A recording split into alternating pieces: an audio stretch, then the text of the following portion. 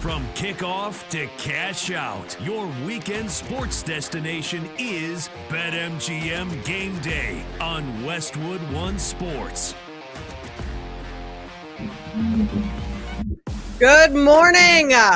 Welcome into BetMGM Game Day here on Westwood One Sports. I am Kate Constable, joined today by Brandon Combs. He's filling in for Chris Mack today. Got a packed show for you over the next 5 hours. Tons of NFL draft stuff to talk about, or combine rather, with the combine wrapping up over the weekend. How does that affect the draft order? We saw some trades go down. We'll get into a ton of NFL talk. It is the first day of March, which means March Madness is upon us. Only a couple regular season games left before Selection Sunday, or before the tournaments, conference tournaments, and then Selection Sunday. So plenty of college basketball to dive into as well, and some NBA.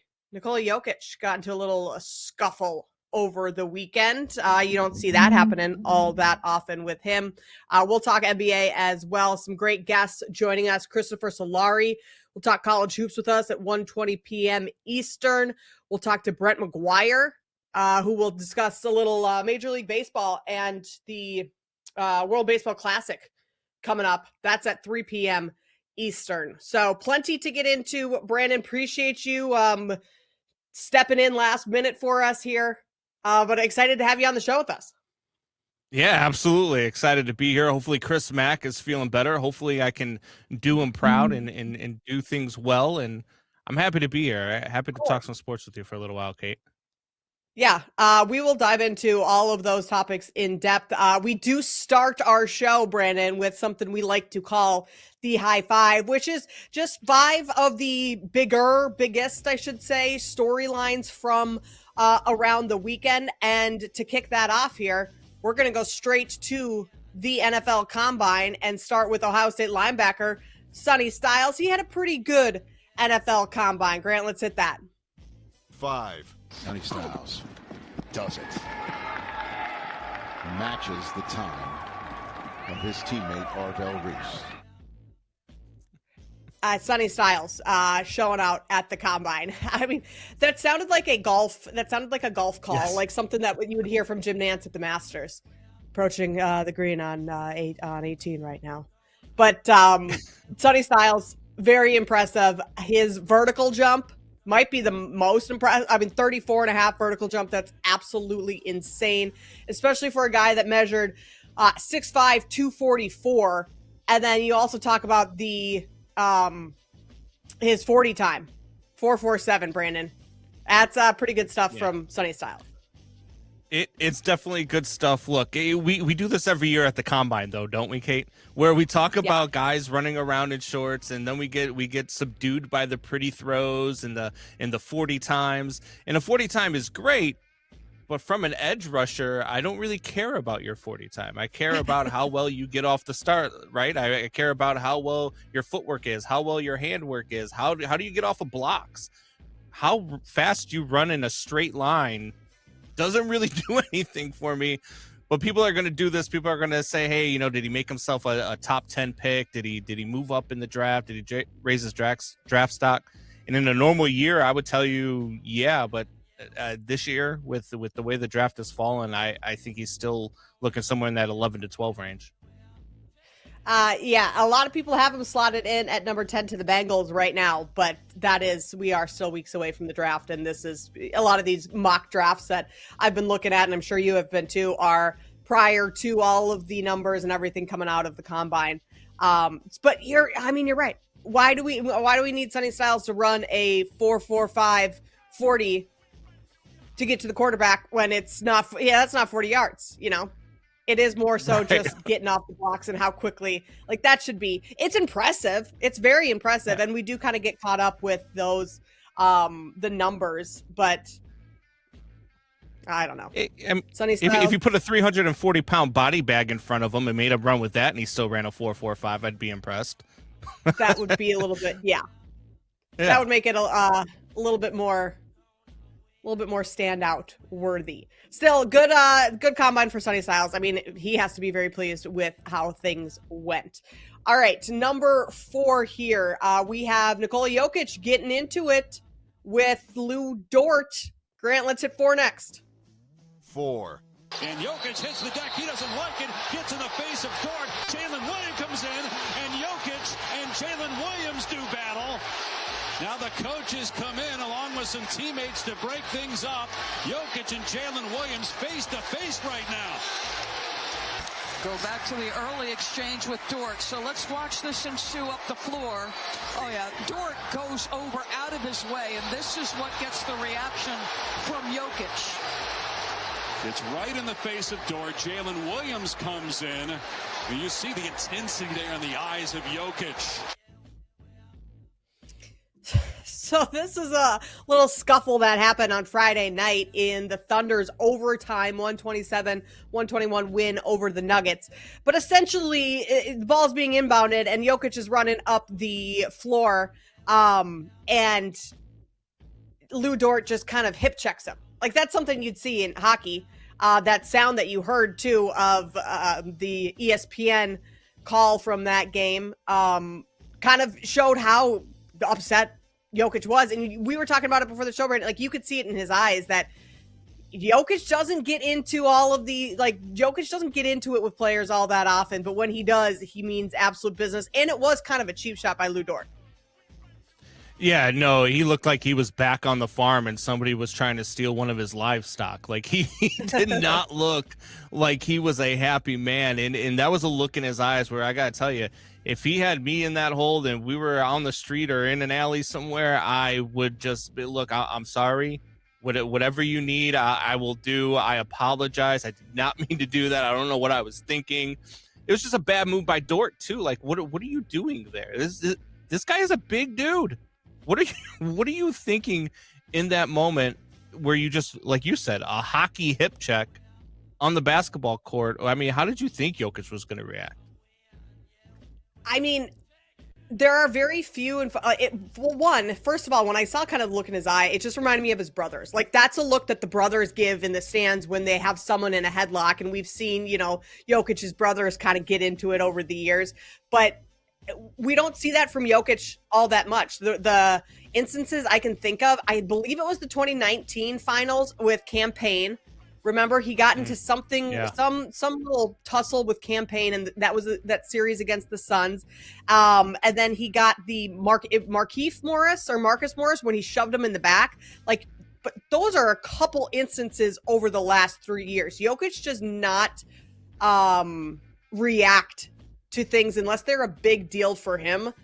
And this was he took it as a big deal. I thought it was a cheap shot by Dort. I mean, Lou Dort really, I don't think he cares whatsoever. And maybe it was something to kind of try and fire his team up. But it's more so just the fact that could injure someone. That could really hurt Jokic, especially with Jokic missing some time this season. I think that's probably what pissed him off more so than it was a cheap shot. It was like, you're kind of going after the lower body in that sense, and you don't want any lower body injuries. Yeah, and it's something that the league absolutely has to take into account too, right? Like, you're about to injure one of our superstars, probably maybe the face of the league, maybe the best player in the league right now, and you're trying to injure him, you're trying to take him out. And I get what he was trying to do. I understand but I mean, this is stuff that we used to go crazy about when Grayson Allen would do it, right? This is that type of move where we would look at it and be like, what are we doing here? Like, at some point, something has to be done. I wouldn't be surprised to see Dort suspended for a game or two. Grayson Allen, we have not had any Grayson Allen drama in quite some time. Like, I haven't even heard his name in a while. Is he still in the league? I mean, yes, I think the answer to that is yes. But I haven't heard any tripping calls from Grayson Allen recently. That's a great comp right there. All right, moving on to number 3. Who are the Jets going to take at number 2? That conversation starting to hit the fan, especially with their trade to the Titans for defensive end Jermaine Johnson. Let's go next at 3. 3. Yes, sir. And what do you take away from Aaron Glass? Who do I take away from? Yeah. That mean it was a lot of. They installed something and wanted to see where my head was at. I think that's a serious organization, and yeah, I respect the guys I met with. I respect that room.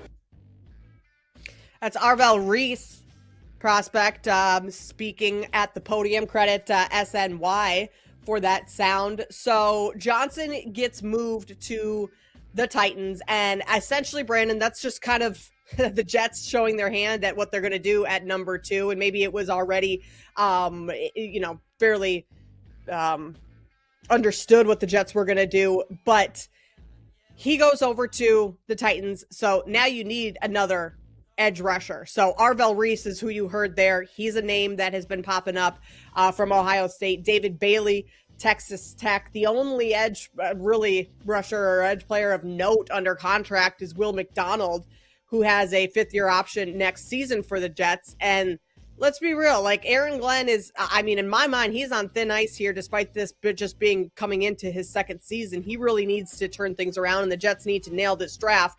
So do you take Arvell Reese or do you take David Bailey or someone else? Yeah, look, I think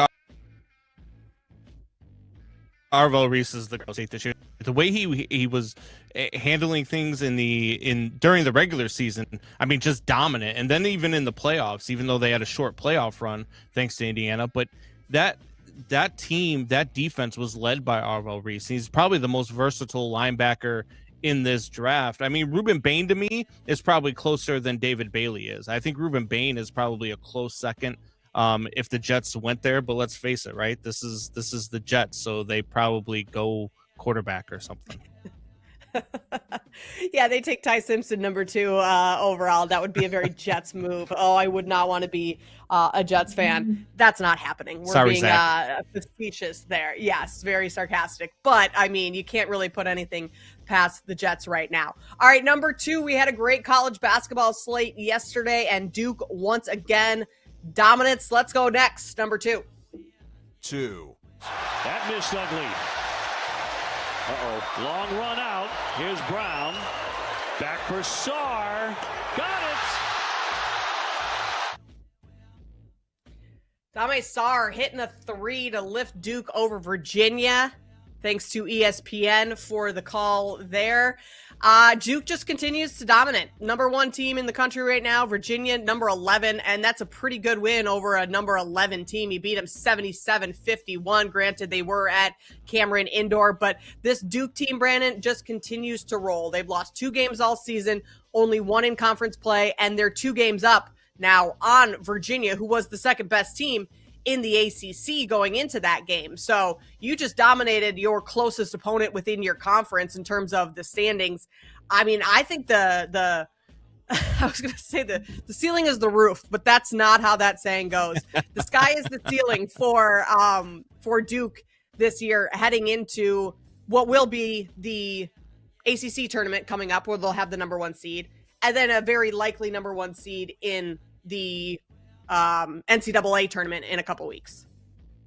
Yeah, this Duke team is so damn good, especially at Cameron Indoor. The problem is you don't get to play in March Madness at Cameron Indoor. You have to go on the road. You have to play in a neutral court environment. In a neutral court environment, there are other teams that I believe in just a little bit more than Duke. The inconsistency sometimes of shooting the ball with Duke can be a problem, and I think that will get to them against teams like Houston, against teams like Arizona. I think that could be a real problem. I think it's going to be fun. They're not a team that I would count out by any stretch of the imagination. They're going to be a team that I give a lot of heavy consideration to winning the Natty when I fill out my bracket in a couple of weeks. But this Duke team right now, they absolutely look like they are the best team in the country. Yeah, struggled with Houston last year. Houston always one of those teams defensively that they can shut you down if things get tight quickly. Freshman Cameron Boozer had 18 points despite going just 3 of 9 from the field in that game yesterday against Virginia. Hit 11 of 12 free throws, though, all of those by halftime. He continues to be one of the standout players in college basketball this season. Certainly a Wooden Award candidate.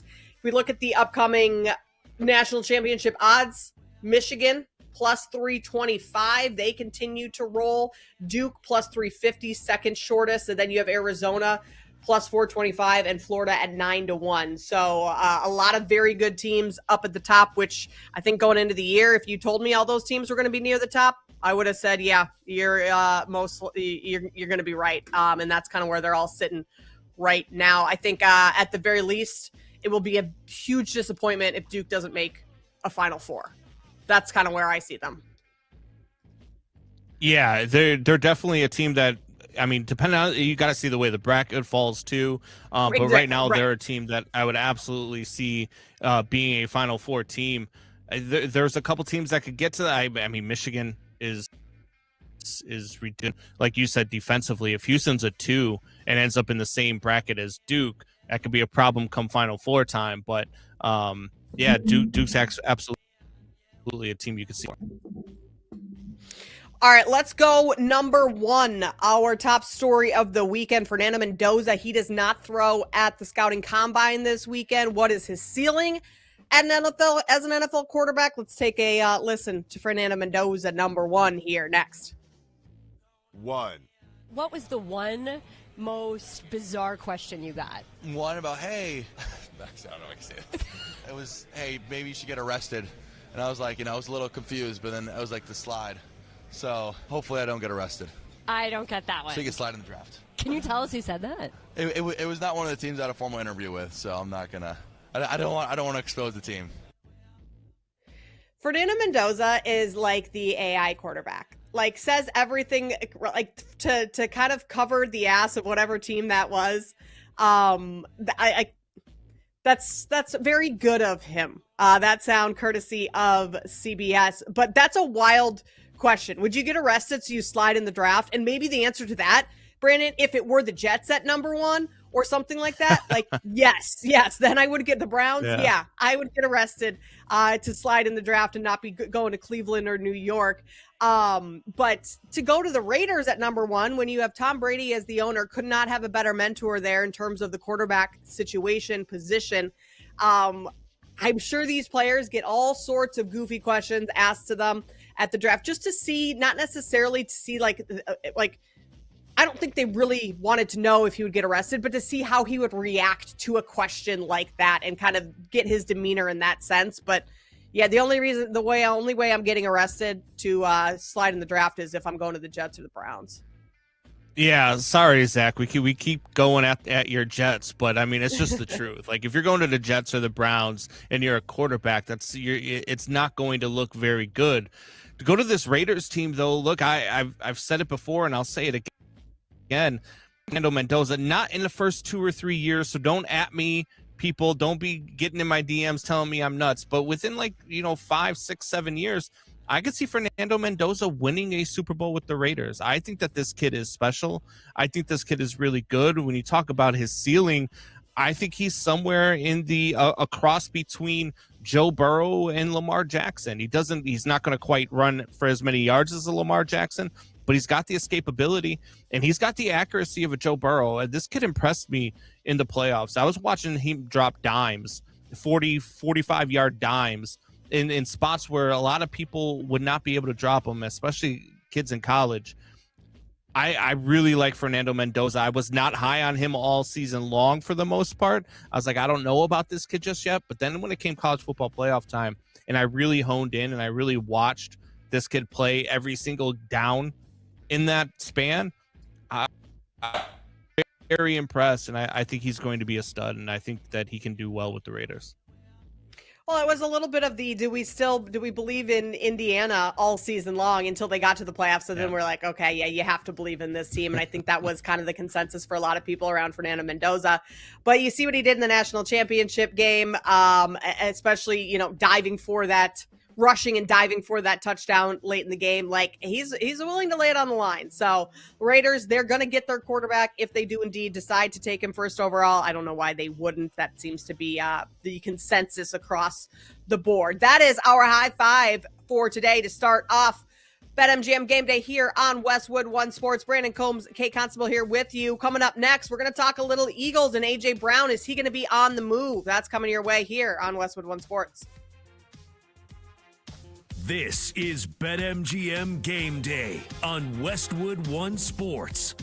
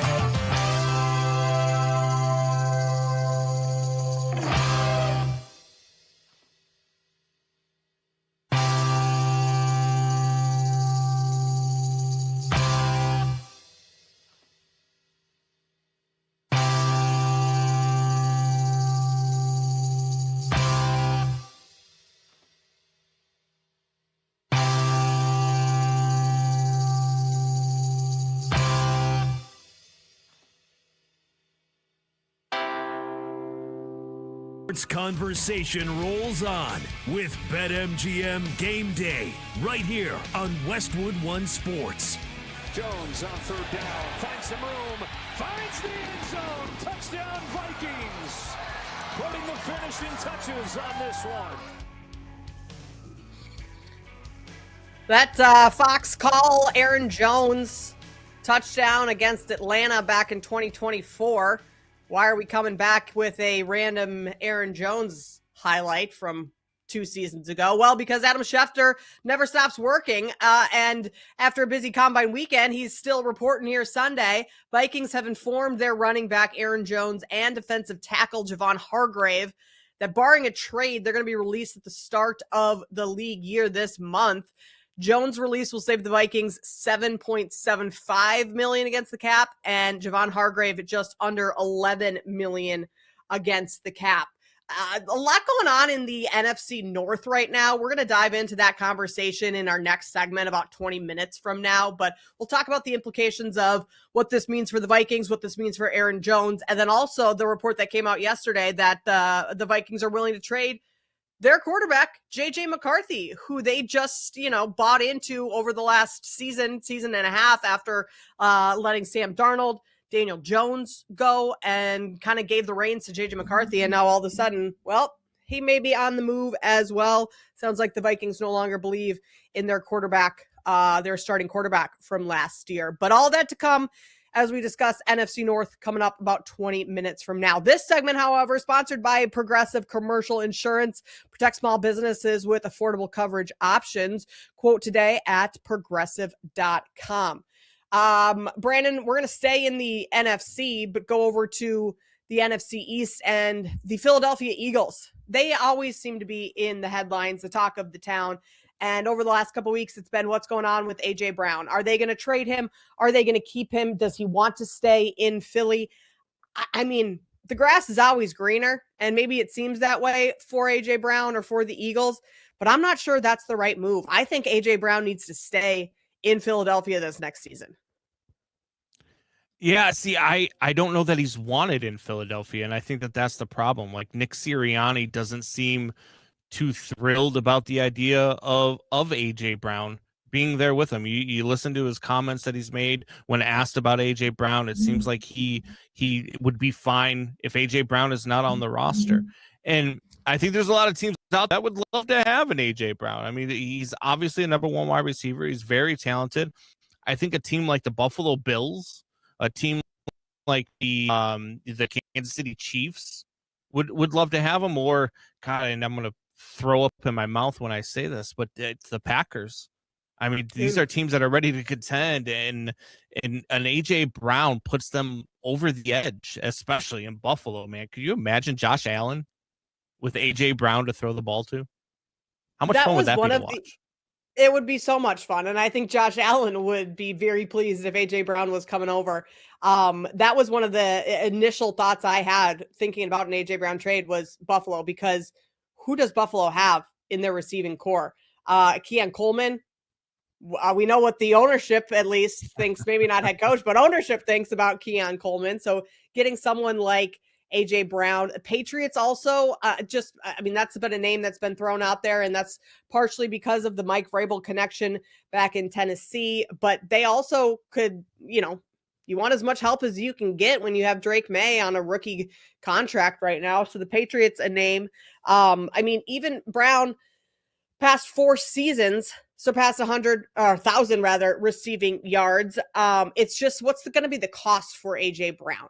If the Eagles do decide to trade him, they want a first round pick. They want a quote unquote haul for him. And our team's going to be willing to give up that much to get a player like AJ Brown, who is certainly a wide receiver one, but comes with some, I don't know, do you say baggage at all with the tweets, the, sideline antics? I don't think that's a concern for other teams. I think maybe just to your point, like he's kind of run his course in Philadelphia, and the clashing between the head coach, the quarterback, other players within that locker room has kind of come to fruition enough where the Eagles are like, okay, well, we're Sirianni maybe be ready to move on. Yeah, and if you're a team like, when we talked about like the Buffalo Bills, if you're the Bills, you're picking 26 this year in the draft and probably around that number next year in the draft. Hopefully for you, you're picking a little bit lower at like 31, 32 because you're in the Super Bowl. Would you not be able, I mean, are you going to get anything better at 26 or 31 next year to give up 2 first-round picks to go get an A.J. Brown who might put you over the edge, who might finally get you to that Super Bowl you've never been able to get to? That might be a play that you make. But again, for the Eagles, I mean, if you're looking at this from a business perspective, if I'm having to choose between Nick Sirianni and A.J. Brown, I'm finding myself a new head coach. I watched the way that he handled this year, and I watched the way that this team played or didn't play for Nick Sirianni, and it seemed to me like he lost the locker room a little bit. Like they didn't believe in Nick Sirianni. They didn't believe in what he was bringing to the table. And for me, that weighs a lot more than what I was seeing from A.J. Brown, who's, yeah, sure. Was he disruptive in the locker room? Was he disruptive in the media? Yeah, because you weren't looking his way, and he was the best wide receiver on your team. I know they've got Devontae Smith, and Devontae Smith is good, but look, A.J. Brown is on a different level, and A.J. Brown is when he's getting the ball and when he's getting the looks, he's a top 5 top type wide receiver in the league. So to not give him the looks was crazy to me. Maybe it's something with him and Jalen Hurts. Maybe it's something with him and Nick Sirianni. I'm not sure what the case is, but there's clearly something there, and the Eagles have to figure it out, and they have to figure it out from a business perspective. Which way do we need to go, and why am I getting rid of A.J. Brown? Does it make sense for me to get rid of A.J. Brown? Well, Howie Roseman kind of changed his tune a little bit on this whole A.J. Brown stuff from the trade deadline this past season where he was like, we're not listening to anything. We're not taking trades on Brown. And now he's saying his team is willing to listen. And I mean, that goes to show that they're willing to come to the table and have discussions. So I think that's telling there. It's also like they have a new offensive coordinator this year. You just hired Sean Mannion, who has 2 years of coaching experience. First year offensive coordinator, first year play caller after 9 years as kind of a journeyman throughout the NFL. What is he going to bring to the table with A.J. Brown? Like, how does A.J. Brown fit into his plans as offensive coordinator? And really, I don't know if A.J. Brown was like, there were issues within the locker room with Brown, it seemed last year, but like his on-field play, when he was targeted, he was good. Like you said, he's a true top number 1 wide receiver. Whereas like, in some of the games that the Eagles lost last year, the run game never got going. And that's not to blame fully like Saquon Barkley, but like when the Eagles have had success in years past, when they have gone to Super Bowls in years past, their run game has been kind of the catalyst that's brought them there. So I don't know. I'm not sure that outside of any issues that, Sirianni and Brown have or Brown and Hurts have that aren't mendable, I'm not sure trading A.J. Brown is going to make this team a whole lot better. Yes, you have Devonta Smith. He can slide in as your wide receiver 1. But to your point, he's still not quite as good as A.J. Brown. Yeah, and he's not as big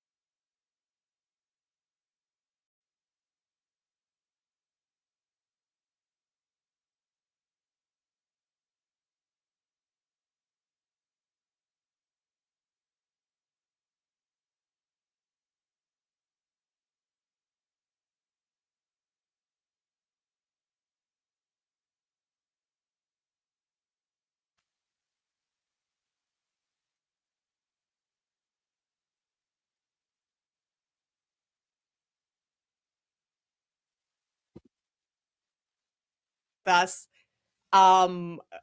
just to wrap up the A.J. Brown. Hey, we're in break, guys. We're in break. Okay.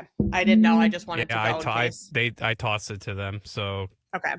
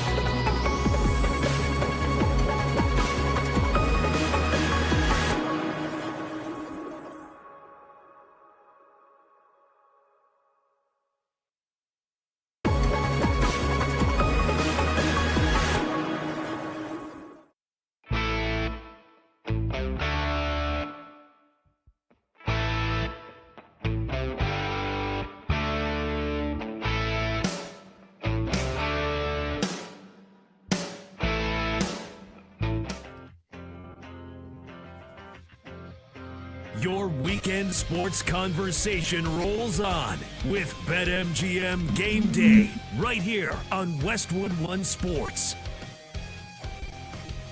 BetMGM Game Day with Kate Constable and Brandon Combs in for Chris Mack today here on Westwood One Sports. We're with you for the next just over 4 hours here, talking plenty of NFL, some combine talk. We'll get into some March Madness as well later on in the show, with today being the first day of March.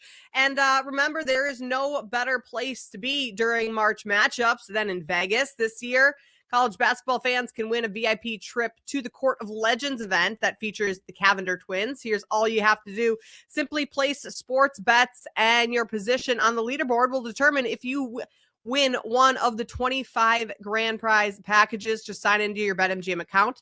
You can opt into the promotion, and then you start placing your bets of at least $10 to climb up the leaderboard. Make this March one to remember. Join the Court of Legends leaderboard and make it legendary.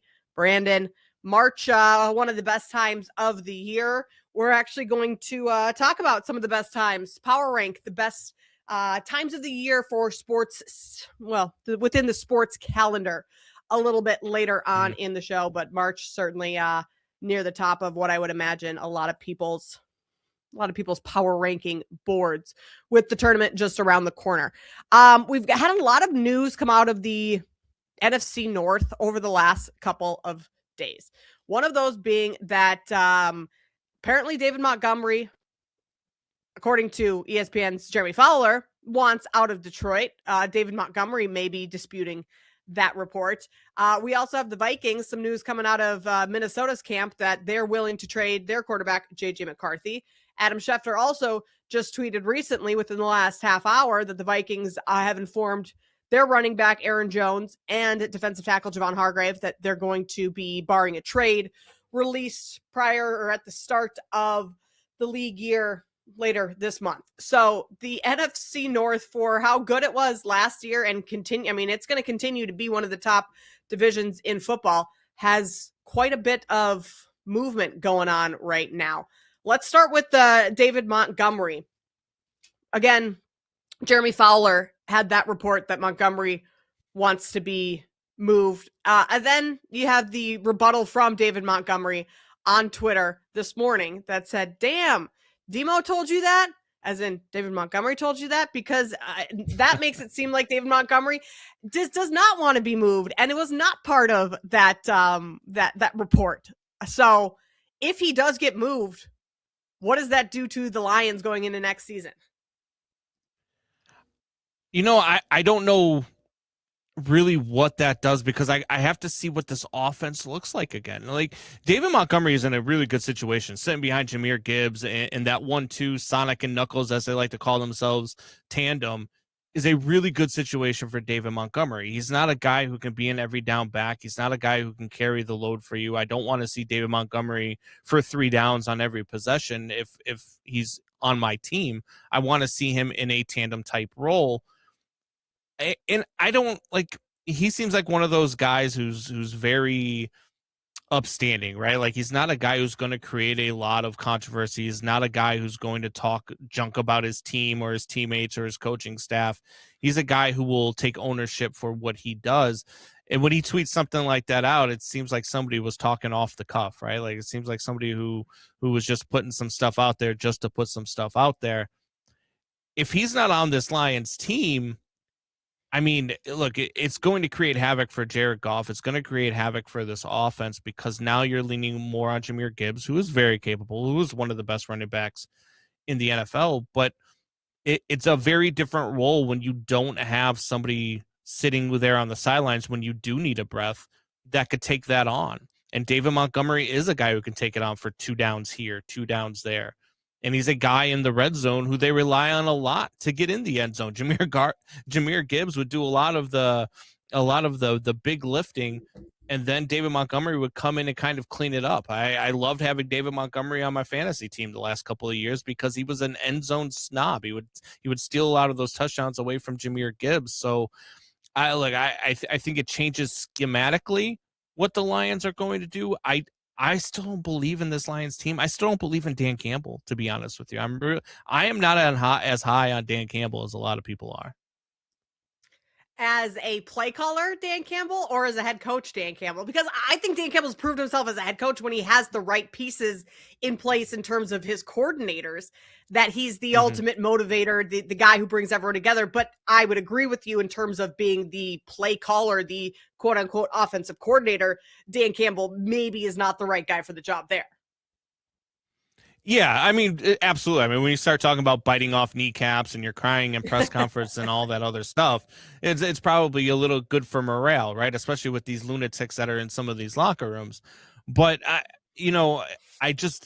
don't know if I believe in him as a head coach either. I don't know that I believe that he can make the right calls, not just play wise, but when it's time to call a timeout, when it's time to go for it, when it's time to do all the things necessarily in game adjustment wise that you need a head coach to make.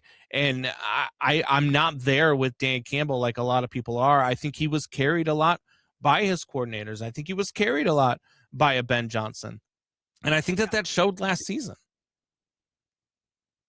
Oh, for sure. I mean, I think the marriage of Dan Campbell and Ben Johnson was at that time one of the best head coach, offensive coordinator tandems in the league, and certainly they had a ton of success because of it. And you have to wonder, David Montgomery's decreased role a little bit in terms of carries, 185 in 2024, 158 in 2025. So that's down just a little bit. And there were games where it felt like Montgomery wasn't being utilized hardly at all, single-digit carries in a lot of those. And so maybe that's where some of the frustration comes from.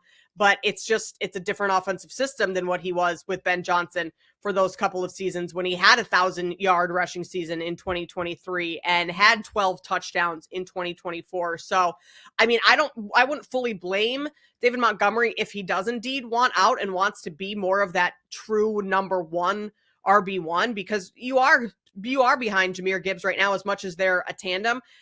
But if you're a Lions fan, I think you would be pretty worried about those two separating just because of how dominant they are. And you also see Ben Johnson now over with the Chicago Bears trying to implement that two-back game that he had in Detroit. And so maybe that's kind of the future of the running back game, or a blueprint to success for the running back to have those two backs. And if Detroit no longer has that, that could be a problem for the Lions going forward. Now, Brandon, the Vikings also looks like they are going to get rid of their RB1, Aaron Jones, just to try and save some cap space. That makes Jordan Mason, their top running back for next season, at least on the roster as of right now, pending any other moves that they make. He had a great year for being the RB2. A couple games where he had big numbers for his, the role, the amount of touches that he had in the games where Aaron Jones, he only played 12 games last year. I thought Jordan Mason stepped in great. And even going back to his San Francisco days behind Christian McCaffrey, when McCaffrey was hurt and Jordan Mason had to step in there, I think he is going to be a very capable, RB1 for the Vikings next year, knowing that they are going to be getting rid of Aaron Jones. Yeah, it's a big move for the Vikings. And I think Aaron Jones, look, you're 31 years old. You've had a good run in the NFL. I don't know that there's necessarily a fit for you out there. And I think that, we might have seen the last of Aaron Jones as we knew him, right? Like his time in Green Bay, he was absolutely phenomenal. He's going into his age 32 season, something like that. For me, Aaron Jones is probably time for the Vikings, especially with that cap hit. It's a good number for them to be able to get off the books, especially depending on which way they're going to go with it, right? Like we talked in the break, like, is this going to be is this paving the way for them to make a run at a guy like Aaron Rodgers? We know that they've talked about trading J.J. McCarthy. We know that they've talked about doing other things at the quarterback position. Does this pave the way for that? Does this pave the way for a Malik Willis type signing? Are they going out to get an established veteran at the quarterback position? And I think it was just time for the Vikings to do this. I think the Hargrave one is a little bit more of a bigger story for the Vikings, because Hargrave was such a force for them on that defense. So, when you look at Aaron Jones, I think it was about time. I think that they know that they have something special at running back already anyway. Now, you still want to go get a good tandem guy. We just talked about this with David Montgomery. You still want to go get a guy who can, when he needs a blow, you can go out there and you can get a guy who can carry the load for 2 downs. But I think this is a good move for the Vikings. I think Aaron Jones is about time, and it's you just get to that point in the NFL, especially at running back. That's why we say not to draft a running back in the first round unless they're Jeremiah Love. Oh, little love for Jeremiah Love in this year's draft for Brandon. All right, we'll explore that topic a little bit more later on in the show. But so the Vikings save almost what? Quick math here: $18 million against the cap by releasing, assuming they don't get traded, Javon Hargrave and Aaron Jones. And essentially, it feels like they are clearing cap space for a quarterback here. Is Aaron Rodgers coming in? That's a name you've thrown out. I don't think that happens. Do we even know if Aaron Rodgers is coming back? I feel like if he were to come back, he would go back to the Steelers and his former coach, Mike McCarthy, who's now taken over there. It would complete his Brett Favre cycle. Yeah, that is true. That would be maybe, Aaron Rodgers is kind of likes the headlines, likes the narratives, all of that stuff, as much as he says he doesn't, that maybe that's kind of what he's getting into. But I just think it's so interesting, and the Vikings just royally messed this up over the last couple of years with J.J. McCarthy. You essentially fired your GM because of the mistake in drafting J.J. McCarthy and letting go of Sam Darnold, letting go of Daniel Jones, and other draft, misses that that their GM had over the past couple of seasons. But you kind of put all your chips in the bucket for JJ McCarthy, and after one season, and not even a full season because of how much he was injured and in and out of the lineup, you already know that we're moving on from this guy. If you're exploring a trade for your rookie-ish, last year was his first full season after being injured, a true rookie year, like, you kind of know that you messed up with that draft pick, and moving on from him, I think it's smart that they want to cut ties early because he clearly is not the guy for them. Yeah, it's one of those things where you start looking and you start wondering what exactly it is they're thinking and what exactly their plans are for the future. And to be honest with you, Kate, I have no clue. I have no clue what, JJ McCarthy's future is. I have no clue what you're going to look at with that guy because he struggled to throw a forward pass, Kate. Yeah. I went to a couple Vikings games this year. It was brutal watching him. It was like cringeworthy watching him at times. Yeah, and you sit there and you watch a guy like this, and look, he was coddled at Michigan. I mean, Jim Harbaugh did a great job with him in that national title run. He didn't have to throw the ball a ton. But in the NFL, it's a different ball game. And in the NFL, yes, you can use your legs, but you still have to be able to throw the ball. You still have to be able to make smart decisions. It's one of the problems that we've seen with Trevor Lawrence, that I've had with Trevor Lawrence anyway, over his first 5 seasons in the NFL, is his decision making. And when you have bad decision making and you can't throw a forward pass, I just think it's time to move on. And look, whether it's Aaron Rodgers, whether it's Malik Willis, whether it's Kyler Murray, Tua's out there, there's going to be all sorts of options for them that are just better than JJ McCarthy. I mean, to be honest with you, I'd rather have Kate Constable under center than JJ McCarthy at this point. Wow. I mean, I might have to dispute that. Kate Constable might be on an equal playing field as JJ McCarthy, and that's not saying a whole lot. Chris threw out Mac Jones a couple weeks ago when we were talking about, Vikings quarterbacks could be something to consider. We'll just leave it at that. But yeah, the Vikings, things are not going well in Minnesota right now. More to come on the other side. You're listening to Westwood One Sports. We're talking college basketball next here on BetMGM Game Day.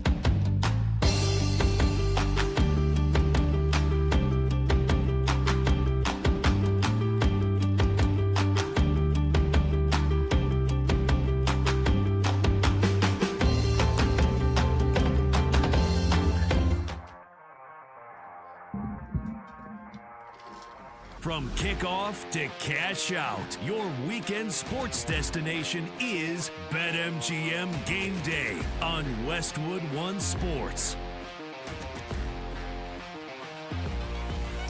This is BetMGM Gameday on Westwood One Sports. He is Brandon Combs. I am Kate Constable here with you for the next 4 hours, talking tons of NFL Combine. We've got the draft coming up. We'll touch on a little NBA, some World Baseball Classic, and of course, college basketball with March Madness right around the corner. Christopher Solari is going to join us to talk college hoops at 1:20 p.m. Eastern. We have Brooks Kubena, who covers the Eagles for The Athletic. He's going to join us at 2:20 p.m. Eastern. We'll talk about what's going on with the Eagles this offseason if A.J. Brown gets traded. And then Brent McGuire, who covers Major League Baseball, will join us at 3 p.m. We'll touch on a little World Baseball Classic. It sounds like Joe Ryan is out for the World Baseball Classic, and Ryan Yarbrough is replacing him. So we'll get Brent's thoughts on that and the roster as a whole as that gets underway over the next couple of days. But it is time that we take a look around college basketball. I had a great slate yesterday of games. Some a little bit more competitive than others, I should say. That Duke-Virginia game got out of hand with Duke winning 77-51. Arizona topped Kansas yesterday, 84-61. So some interesting scores, and we're going to discuss how all that kind of the implications of all of that. This segment sponsored by Progressive Commercial Insurance, protecting your business vehicles 24/7. See if you save at progressivecommercial.com. This is the time where we bring in Zach Kroll, our executive producer, for a little episode of Zach Knows Ball. Zach, you know ball better than any of us, at least college ball, that is. What were your main takeaways from yesterday's slate and some of those big wins from Arizona, Duke, and Texas Tech? Well, guys, it is the first day of March, and later on in the show, we're going to be discussing where March falls among the best months in the sports calendar, so stay tuned for that. But in honor of it being March 1st, it's time to talk some college basketball. And one thing that caught my attention yesterday was some of the top teams around the country have really been dominating. Duke blew out Virginia. We mentioned that earlier in the show. Arizona had an impressive win at home over Kansas. We had Michigan on Friday night going on the road to Illinois to secure an outright Big Ten title. And then the hottest team in the entire country, Florida, with another impressive win yesterday, blowing out Arkansas, who was playing great themselves, 111-77. That's a real score.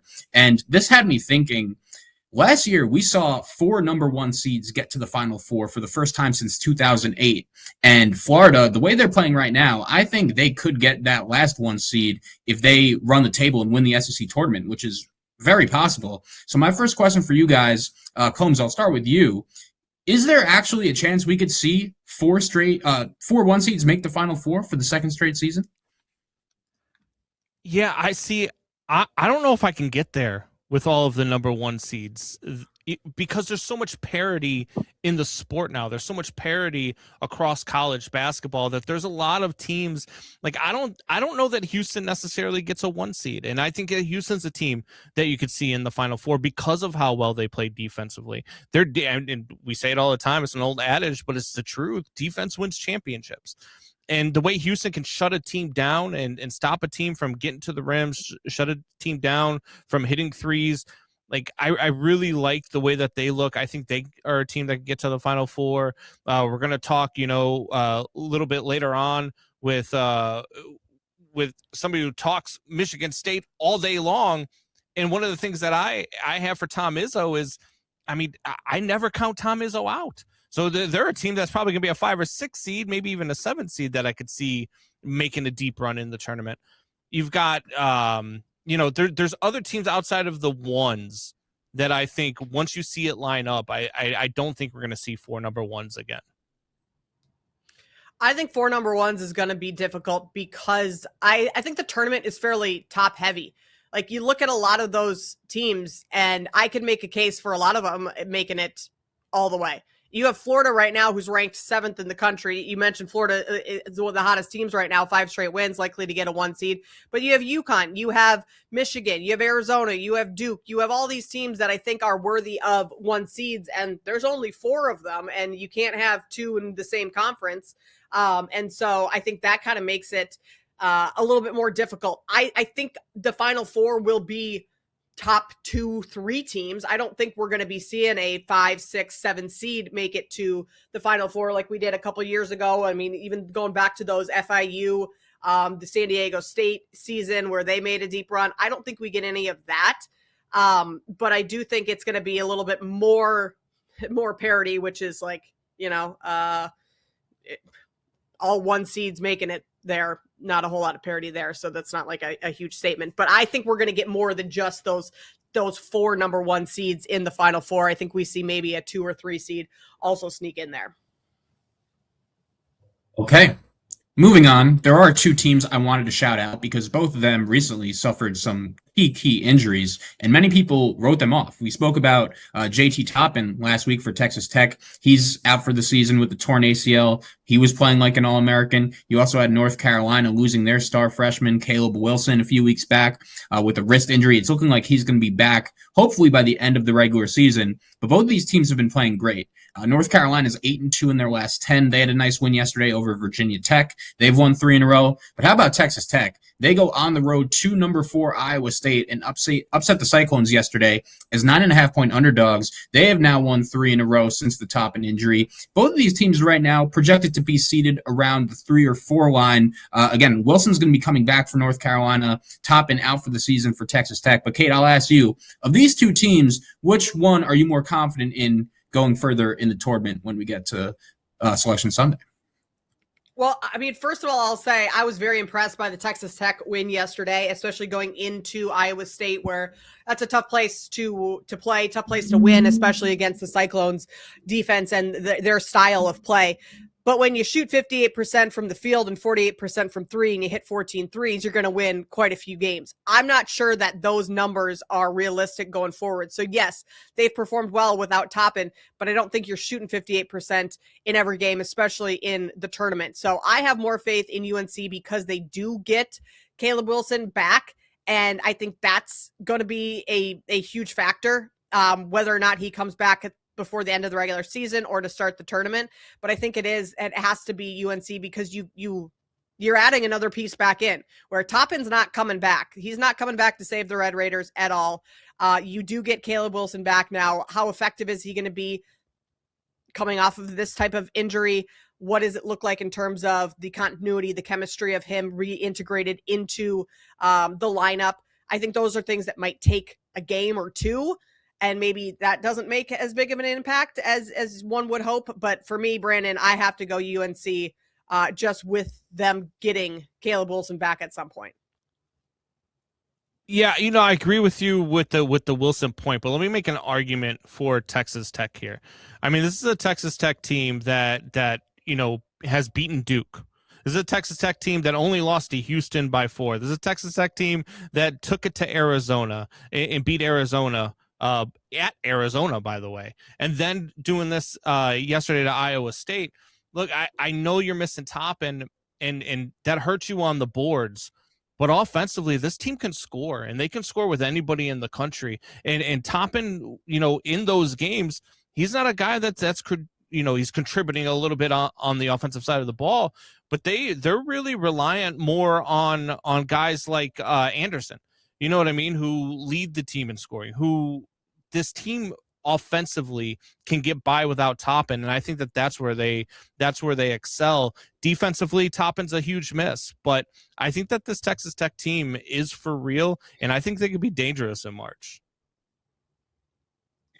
Grant McCaslin doing a hell of a job there in Lubbock. I would put him right at the top of the Coach of the Year race. And we only have 2 more regular season games, it's looking like, until we get to conference tournament season. Texas Tech will end their season at home against TCU on Tuesday and at BYU on Saturday.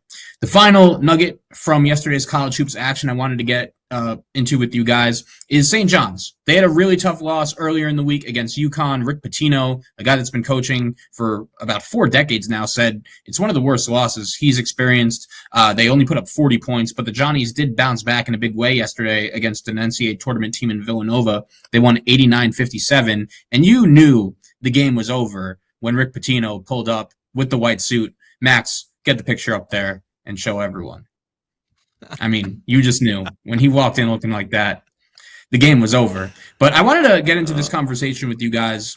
Pat Riley last week, he was honored by the Los Angeles Lakers, had a statue of him put up, and he had a quote before saying that he wants to see coaches get back to wearing suits. And this is a guy that had many great suits of his own. But I wanted to ask you guys, where do you stand in this debate?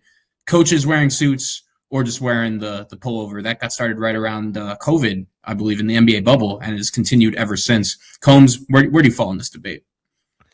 Look, Rick Pitino looking like he's going for the lead role in the reboot of The Godfather over here. I like it. Look, coaches can wear whatever they want. I mean, it used to be coaches wearing suits, even in the NFL, right? Like you go back way back in the day and you look at guys like Vince Lombardi who would come out in 3-piece suits all the time. But then you look at one of the greatest coaches of all time, Bill Belichick, with the cutoff hoodies, right? Like, we've seen all sorts of different styles. As long as you can coach, I really don't care what you wear. But I do love the look of a coach in a 3-piece suit. And anytime that I've been on the coach, even coaching, in high school games, I would always wear a shirt and tie. It's just, to me, that's the look. That's what you should look like as a coach. So I agree with Pitino that coaches should get back to wearing suits. So Brandon was a high school basketball coach as well. Talk about just another point of Brandon Combs has lived 17 lives. Carpenter, hockey, not basketball. Man, college. Okay. College. Well, it's high school hockey coach. Hockey. Yes, you have to wear the suits in hockey. I mean, the players show up to the arena all in suits. There's no fashion show in terms of, feathers and leather and like the Shea Gilgeous-Alexander type looks in hockey.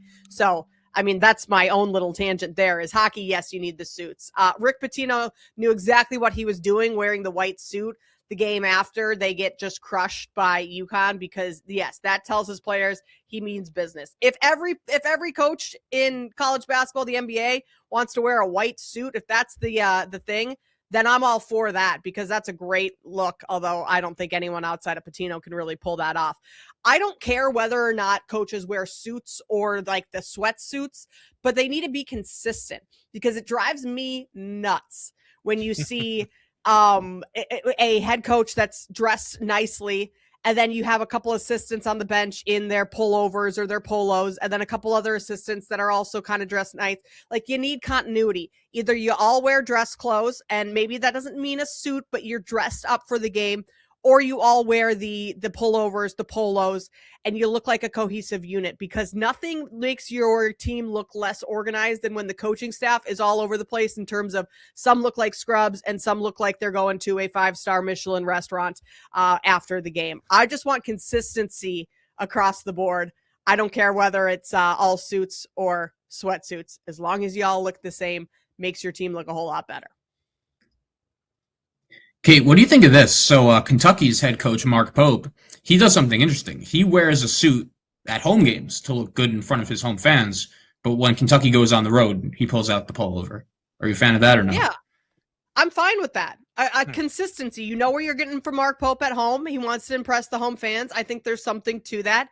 And then on the road, he's a little bit more laid back and relaxed. Does that send a different message to his players at all? That would be like my concern of like the mental game of this is like his players are like, oh, coach is relaxed. He's not quite as serious about this game. He's going sweatsuit today. But that hasn't, outside of maybe a very rough start for Kentucky to start the season, doesn't seem to be the case. So as long as there's consistency, I'm fine with that, Brandon, right? That's all we need. Yeah. I mean, look, I would prefer dark suit at home, light suit on the road, like, or vice versa. You know what I mean? Like the same thing you do with your jerseys. But yeah, I mean, maybe it does send the wrong message to your team too when you're on the road, right? Like we're a little bit more laid back when we're on the road. I don't like that idea. Like, I think I'd like my team to be a little bit more laid back when they're at home, when they're eating home cooking, and when you got your fans that can supercharge you up. Again, As long as you can coach, do whatever you want to do. I just happen to think that the suit looks better on coaches. But again, as long as you can coach, there's no problem with what you wear. As long as you're winning games, no one cares what you wear. That's bottom line. Yeah. Win and you can do whatever you want. You could come out in a Bill Belichick cutoff sweatshirt and coach as long as you are winning basketball games. Someone who wins quite a few games in March is Tom Izzo. We have yet to see Tom Izzo in a cutoff sweatshirt. I'm not sure anyone really wants to see that. But Michigan State in action today. They are coming off a big win at Purdue, but they go to Indiana this afternoon. You also have Purdue coming off that loss. They're on the road today at Ohio State. Zach, either of these two games pique your interest in terms of an upset brewing with Ohio State knocking off Purdue? I know these are both the home teams, or Indiana knocking off Michigan State going up against ranked squads. I would say really both those games catch my attention because they're similar circumstances. Both home teams in Ohio State and Indiana are both coming off bad losses, desperately fighting for their tournament lives. And Jake Diebler, Ohio State's coach, I think is really trending towards being on the hot seat right now. This would be his second full season, third in total, and he hasn't made the NCAA tournament yet. This has also been a popular debate. Ohio State's point guard, Bruce Thornton, has had a great career. He's put up great numbers, but he's never played in the NCAA tournament before. Is he a winning player? He hasn't proven to do so yet, despite all of the great numbers he puts up. But I've been disappointed in Purdue. This is now the third or fourth huge home game they've lost, coming off the game against Michigan State on Thursday night. Tom Izzo, we know he's a great coach. We know he's great as an underdog, but I've been disappointed in Purdue. And when it comes to Indiana, I think they're in a little bit of a better spot right now than Ohio State, but they need this game too. You can't lose to Northwestern as 9-point favorites at home, as they did the other night. Darren DeVries, the former Drake and West Virginia coach, he's in his first year coaching his son Tucker. So I think both these games are huge for the home teams. If they want to make the NCAA tournament, they need to find a way to and come out with the win. Yeah, I've been very surprised by the lack of I mean, it's hard to say lack of success at Mackey Arena for Purdue this year when they've only had 4 home losses. Like, that's not a lot, but in Purdue standards, that's a ton for what they've done at Mackey Arena over the last however many seasons, where it's like, Brandon, you go into Mackey Arena and if you're the opponent, you almost know that you're going to be walking out of there with an L. Yeah, it's been an up and down season for Purdue, and Trey Kaufman-Renn, he's had games where he shined, and then he's had games where you're like, where is he? And as somebody who has a personal relationship with Trey Kaufman-Renn, it's hard for me to say that, but I mean, it's just the truth. Like, you watch this team and you don't know who's showing up night to night, whether they're at Mackey, whether they're on the road. You're not sure which team you're getting. And when this Purdue team is right, Trey Kaufman-Renn is a dog. And when this team is right, Trey Kaufman-Renn is leading them down the court, leading them in the charge defensively and offensively. And that's what they need for him to be. You just don't have that fear with this team. This isn't a team that you look at that can make a deep run even in the Big Ten tournament, let alone March Madness. So yeah, I agree with you. I don't know which Purdue team you're looking at, and they're just not a team that worries you. No, not at all. So going back to those number 1 seeds, and if there's anyone that can make the Final Four that's not a number 1 seed, Purdue is not on the card for me. They will not be on that Final Four line in my bracket this season after a couple of great years in the tournament. All right, that is what we have for college basketball talk for this segment. That is, we'll discuss some more college basketball as we get on deeper in the show. But we got to turn our attention back to the NFL Combine. We will discuss some of the biggest takeaways from Indianapolis coming up on the other side. You are listening to BetMGM Game Day on Westwood One Sports. This is BetMGM Game Day on Westwood One Sports.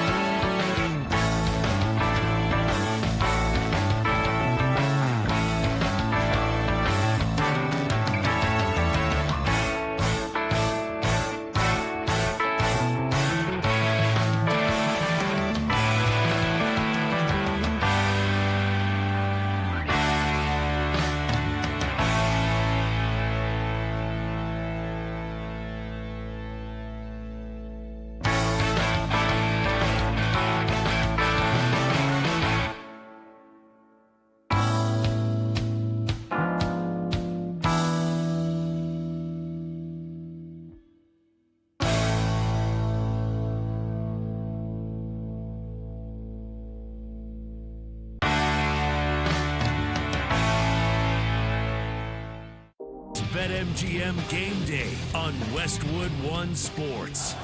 On 3rd down and 6 on the fringe of field goal range. Flag down. Reed taken down. Ruben Bain again. Ruben Bain, the sack on Marcel Reed in the Miami, Texas A&M college football playoff game. Thanks to ESPN for that sound. Ruben Bain has been a topic of conversation at the draft combine over the past weekend, not because of his on-field play, but because of the length of his arms, Brandon. Guy's got short arms. We're looking at a T-Rex of some sorts with Ruben Bain. He measured 30 and 7/8 inches in terms of his arm length at the combine, which is I laugh because his arms haven't shrunk over the last 6 months, right? Probably not. Like he was a dominant force in college. The arm length didn't quite hinder him too much in that aspect, but the average arm length is about 33 inches. That's the preference for NFL edge defenders here. And we are very, we're short of that at 30 inches, 30 and 7/8, I should say. I'll give him every, piece he can get. But sometimes it seems like we pay too much attention to these minute details. Are they considered minute details at the NFL level versus the college level? Because it didn't matter at the college level, it seemed. Yeah, look, we get way too into this at the NFL Combine. I've talked about this at length with plenty of people, and I don't understand, because when I'm looking at these guys, I'm looking at their tape. I'm looking at what they do on the field. I'm looking at how, and Ruben Bain was an absolute powerhouse coming off the edge. Like he was a dog all season long, never had a problem. We heard the highlight there, him getting to the quarterback. Like, he is one of those guys that just, it doesn't matter. And when his arms weren't too short then, and now people are talking about him like he's a T-Rex or something, like his arms are too short for him to compete. That wasn't the case at all. And these are the guys that he's going up against, who he's going to be going up against in the NFL. These same offensive linemen are going to be the guys getting drafted, started for other NFL football teams, and he was able to do what he was doing against them. So, look, I understand the NFL is a different game from college, and we talk about it all the time, especially at the quarterback position. You've got to watch how these guys play. But I don't care about your arm length. I don't care about how high you can jump when you're in shorts. I don't care about how fast you can run a 40. I care about your tape. And what does your tape tell me? What do I see from you, as you've grown from the high school level when I watch your tape to the college level when I watch your tape? And what do I believe you're going to be able to do in the NFL? And to me, look, your arm length has nothing to do with that, even though it's been a crazy topic of discussion for a very long time. Who was the quarterback they were talking about whose hands were too small a couple of years ago? I can't even remember Kenny who Pickett, that was. right? Tiny hands. Yeah, Kenny Pickett. Yeah. Yeah. So, I mean, look, he didn't have a problem gripping the ball. Did play a role in his demise in the NFL. Either that or his quarterback vision, one of the two. I would put it more on the quarterback vision. Yeah, 110%. So, yeah, there's just too much stock in this combine stuff. Like, what you do in shorts just has way too much involved. And Kate, I don't know about you, but when I look at Bain and I look at what he was able to do on the field, that impresses me way more. Well, yeah, because it's actual tangible evidence as to what you look like as a football player. Whereas you're right. Yeah. The broad jump in shorts when you have 10 pounds of pads on during any given game, likely very different. Same with the vertical jump, all of that stuff. And I get you want those measurables, you want to compare guys, because for a lot of these players, like, the margins are so slim between the number one wide receiver and the number two wide receiver. So these scouts, these teams, these front offices will do anything that they can to bolster the case in terms of building, a case as to why to take wide receiver X versus wide receiver Z. And, if one of them has significantly better measurables, that might be the difference maker for them. So I understand that aspect, but it does feel like a lot of these numbers that we see come out of the combine start to mean less and less as the years have gone on. I mean, we don't see quarterbacks throwing quite as much. And I know Fernando Mendoza is the only quarterback in this draft to not throw, but you go back to the Caleb Williams draft, he didn't throw. Shedeur Sanders even last year. And I mean, I think that hurt Sanders' stock more than that could hurt Fernando Mendoza's stock. Those are two completely different situations because Sanders kind of fumbled all of the interviews as well and trying to dictate where he wanted to go. But and also to the point of Fernando Mendoza of wanting to throw to his receivers at Indiana to give them better looks too during his pro day versus throwing to wide receivers or receivers at the combine that you've never thrown to before. Like for a quarterback like Ty Simpson or a Carson Beck or someone like that, that lack of continuity there, your receiver drops a pass or two. Yes, you know whether or not the quarterback put that in the right spot for him to catch that pass, but it also could reflect poorly on the quarterback. So I understand all of those things. I think the combine has just changed so much over the last, 4, 5, 6 seasons that it's not the same combine, and we need to measure things differently than we have before. Yeah, for sure. And look, I mean, when you're talking about guys like Fernando Mendoza, right? Like if you want to watch Fernando Mendoza throw, like I said earlier, watch the college football playoff. You're going to see all you need to see, and you're going to see that in real time. You're going to see that against competition as opposed to in the combine. Guys that you're going to want to see throw, you're looking at more like guys like Drew Aller, Carson Beck, guys who you want to see what their mechanics are, what their footwork's like, that type of stuff. That's what you're looking for with these guys. But then again, I could also throw back to, hey, watch their tape, watch what they look like in game situations, because that's what you need to see. I do understand the prospect, and pro scouts wanting to be able to see, hey, I want to see what his technique is. I want to see what his footwork. Can we fix this? Can we fix that? I understand all of that part of it, but it does more for guys like Drew Aller, Carson Beck, Garrett Nussmeier, even, right? Even Ty Simpson at this point, because these quarterbacks are talked about, are they going to be taken in the second, third, fourth round? Maybe a Ty Simpson can impress a team, that is taking later in the draft or early in the second round. Like maybe I talked about it before, a good spot for Ty Simpson might be a spot where he's going to sit for a little while, a la Jacksonville. You don't know what you have in Trevor Lawrence. You don't know if Trevor Lawrence is still going to be the quarterback there in 2028, 2029. So maybe a team like that, he can impress where he can sit behind for a couple of years and learn. But those are the guys that you want to see at the combine. Those are the guys that can improve their draft stock. It does nothing for a guy like Fernando Mendoza to throw at the combine. No. And Ty Simpson had a great session at the combine where I think he did himself some favors in terms of like his deep balls were accurate. They were on target and they wowed a lot of people.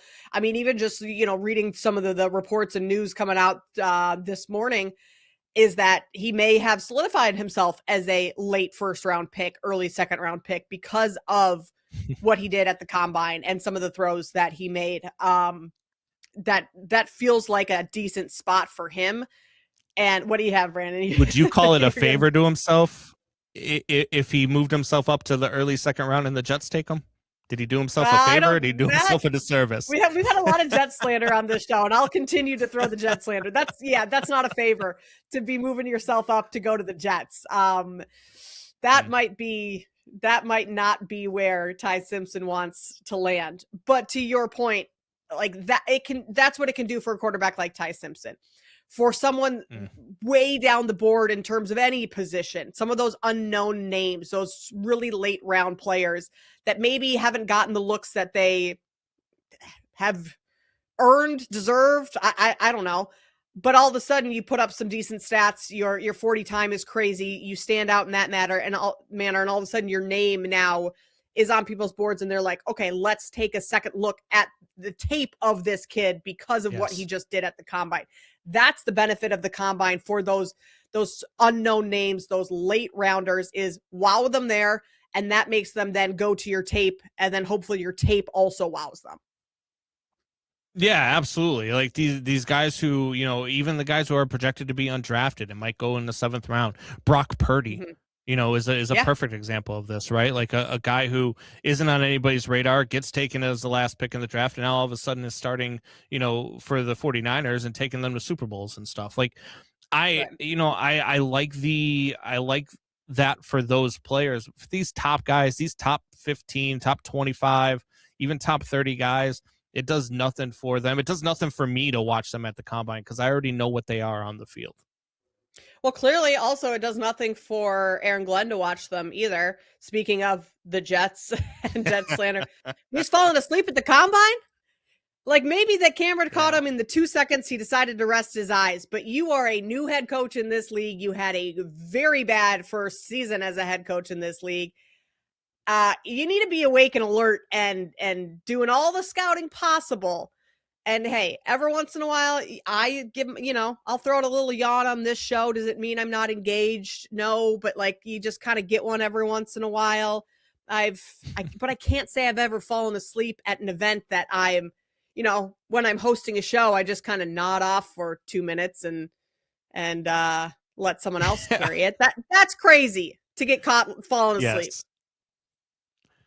Look, as a Marine, when I went into boot camp, the first 3 days of Marine Corps boot camp, they keep you awake the entire time, no sleep. And then they purposely put you in these, and then they purposely put you in this room to watch videos on things that you're going to be learning while in boot camp to try to keep you to stay awake and to see how you react to all of this and if you're going to fall asleep. And the point of that is, when you're out, in a foxhole, you're at war and it's been 36 hours and you've got, the enemy coming at you. They don't want somebody who's going to be falling asleep in the foxhole, right? Which makes perfect sense. However, this is the combine. This is your job. And you've done a terrible job as a head coach so far in your first year. The Jets were horrendous. And Aaron Glenn was a punchline of a lot of jokes. And he did himself no more favors by falling asleep at the combine. How? It's not like I would understand if this was, maybe any other head coach, if this is Mike McDonald falling asleep at the combine. Because what are you really trying to improve here? What are you trying to do? What are you looking for? But if you're the Jets head coach, you better be awake and paying attention to every single damn player you can watch. And finding him falling asleep, one, it was hilarious. Two, I feel bad for Jets fans. I feel bad for guys like Zach Kroll, the producer of this show, who does an outstanding job, by the way. But I just feel bad for Jets fans because they're stuck in this lull of what their franchise is, and then this happens, and it's like, come on, really? Like, this is what we're watching right now? It's tough.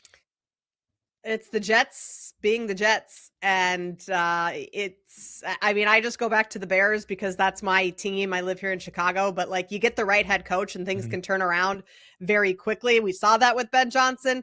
It doesn't seem like, and I would never think in the zillion years that I would ever see Ben Johnson fall asleep at any sort of football related event. But with what Aaron Glenn did last year in his first season, the trajectory of the Jets and what they've been for however long, that seems to track that the Jets head coach might be the one falling asleep at the combine. Not an ideal situation, not a good look. All right, more to come on the other side. We'll continue some combine talk, also dive into some NBA. Plus, Christopher Solari is going to join us at 1:20 Eastern to talk Michigan State football, some Michigan State hoops, and what's going on in college basketball. That's all coming your way over the next hour here on BetMGM Game Day. BetMGM Game Day. The action starts here. Westwood One Sports.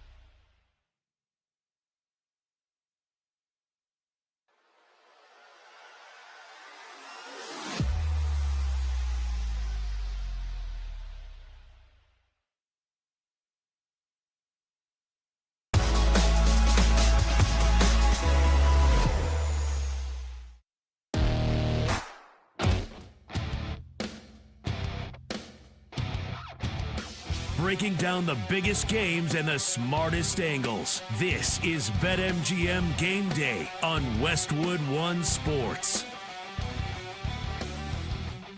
Hey, Constable and Brandon Combs here with you on Westwood One Sports. We will be talking some college hoops with today being the first day of March and the tournament right around the corner. So remember, there's no better place during March matchups than Vegas. This year, college basketball fans, you can win a VIP trip to the Court of Legends event featuring the Cavender twins. Simply place your sports bets, and your position on the leaderboard is going to determine if you win one of the 25 grand prizes. Just sign into your BetMGM account, opt into the promotion, and then start placing your sports bets of at least $10. That helps you climb the leaderboard. Make this March one to remember. Join the leaderboard, join the Court of Legends leaderboard, that is, and make it legendary today. May get a chance to hang out with the Cavender twins. That college basketball talk coming up in about 40 minutes from now, where we will talk with Christopher Solari to preview the Michigan State-Indiana game. We'll get his thoughts on the Spartans season as a whole and just, college basketball as a whole as we get into March. But we're going to wrap up Combine talk here over the next couple of minutes. Brandon, one of the other topics coming out of the Combine, there's a zillion of them. Vanderbilt quarterback Diego Pavia. He's not really toning it down at all in Indy, or this past weekend he wasn't, that's for sure. And he feels like, to me, a player that maybe needs to tone it down a little, just in terms of off the field comments or things like that, because he's kind of on thin ice in my mind, coming off of the Heisman shenanigans and, trying to stick it to the voters with his social media posts after not winning the Heisman. And now he's saying that the media is kind of all over him in terms of just wanting a bunch of clickbait. He also said that maybe we have the sound from yesterday with Diego Pavia in terms of talking about his maturity level. Grant, if we have the sound, let's play that quick. Yeah, Coach Lee always preached that, you're not, your frontal lobe isn't fully developed until you're 25. And I just turned 24, so I got like 360 more days to go. Brandon, to me, that translates to I'm not supposed to be smart until I'm 25, and I'm not there yet. I'm just turned 24, so I have a whole year of being stupid and not being at my full capacity until I'm 25 because my frontal lobe isn't fully. That's not what NFL teams want to hear. You should say, I feel like my frontal lobe developed at age 18 and I've been in my process. Like everything has been great. Like not, well, maybe in a year I'll be fully developed in terms of my mental capacity, mental abilities. That is not at all what NFL teams want to hear. Yeah, no. And for me, Diego Pavia at best was a 7th round draft pick. And now I wouldn't be surprised if he goes undrafted, right? When you can look at the numbers, right? The 3,500 yards passing, the 29 touchdowns, the 8 interceptions, right? All good numbers, all very good numbers. His completion percentage was very good this year as well. And right there, it looks good. But these numbers came against teams like Charleston Southern, right? Georgia State, Utah State. These are the teams that he really took to task, right? Kentucky had a fantastic game against Kentucky, against a bad Auburn defense. But when he went up against South Carolina's defense, right, 177 yards. When he went up against Alabama's defense, 198 yards. When he went up against Mizzou's defense, 129 yards. LSU, 160. He never reached 200 yards in a game against a really good defense. Teams can shut him down, and in the NFL, it's going to be even worse. Like, I know they list him as 5'10". He's probably somewhere closer to 5'1", 5'2". Like, he does not look very big whatsoever. He's a Kyler Murray type in size, but I just don't know that he has that mental makeup. And clearly, he learned nothing from the Shedeur Sanders stuff last year, right? Like, he learned nothing from being able to fall in the draft, regardless of what your name is or what you put on tape in college. He is a prototypical college quarterback who is not going to be very much in the NFL, if you ask me. Yeah, I mean, it's his size and stature doesn't do him any favor to begin with. And then you add some of the off-field antics. And he hasn't been he hasn't gotten in trouble with the law. He hasn't, he's not a bad kid. He's just, you look at Fernando Mendoza and how he operates and conducts himself, and then Diego Pavia, and it's night and day. And that's just how people's different personalities work. But for a team that maybe wants more of a buttoned-up quarterback, is Diego Pavia your guy? And then you go to the fact that he's measuring amongst the shortest passers ever at the combine, skipped the 40-yard dash. For some reason, you skip the 40-yard dash as one of, already not having a great size and everything. And that kind of tells me that maybe you don't think you're going to run a good 40 time. And then you kind of blame the media for clickbait type stuff. You say your frontal lobe's not fully developed. And then you tell teams to go turn on the tape of you, and that's where they'll really see you shine. It just doesn't feel like his whole package that he put together over the weekend is something that's going to change the mind of teams that might be on the bubble of terms of wanting to take a deeper look at him or wanting to consider putting him on their roster. He certainly, in my eyes, is not a starting quarterback in the NFL. He's not a franchise quarterback. He'll be a career backup, career journeyman, if anything. And especially just with what we've seen from Kyler Murray being a shorter quarterback and the success or lack thereof that he has had throughout his career. This is kind of a prototype of Kyler Murray, and I'm not sure that size fully translates. Yeah, he's something that a team late in the draft, 6th, 7th round, or again, maybe even undrafted, you're going to look at some of these teams that, hey, maybe, we've got a quarterback. We're going to be set for the next 5-6 years. So you talk about something like, Kansas City or Cincinnati, right? Who's like, hey, let's just take a flyer on this kid in the 7th round. Let's see what he's got. And maybe we've got our future replacement for Burrow or for Patrick Mahomes. Maybe he can develop into something. That's what you are with Diego Pavia. And that's best case scenario for Diego, if you ask me. You can talk all you want about the media creating narratives, but you're the one creating the media talking about you in these narratives because of the way that you go about things. You go back to the Heisman Trophy and the way he reacted to that, and now you're talking about the combine and not running a 40 and talking about the media creating narratives. Run the 4. Why are you going to the combine if you're not going to do anything? Why you're just there to have your picture taken and to do what? Do a couple of interviews that, quite frankly, you probably, without a PR person, shouldn't be talking. Yeah, if he does have a PR person, that PR person's job just got significantly more difficult over the last 48 hours. Some other quarterbacks that could be on the move this next season.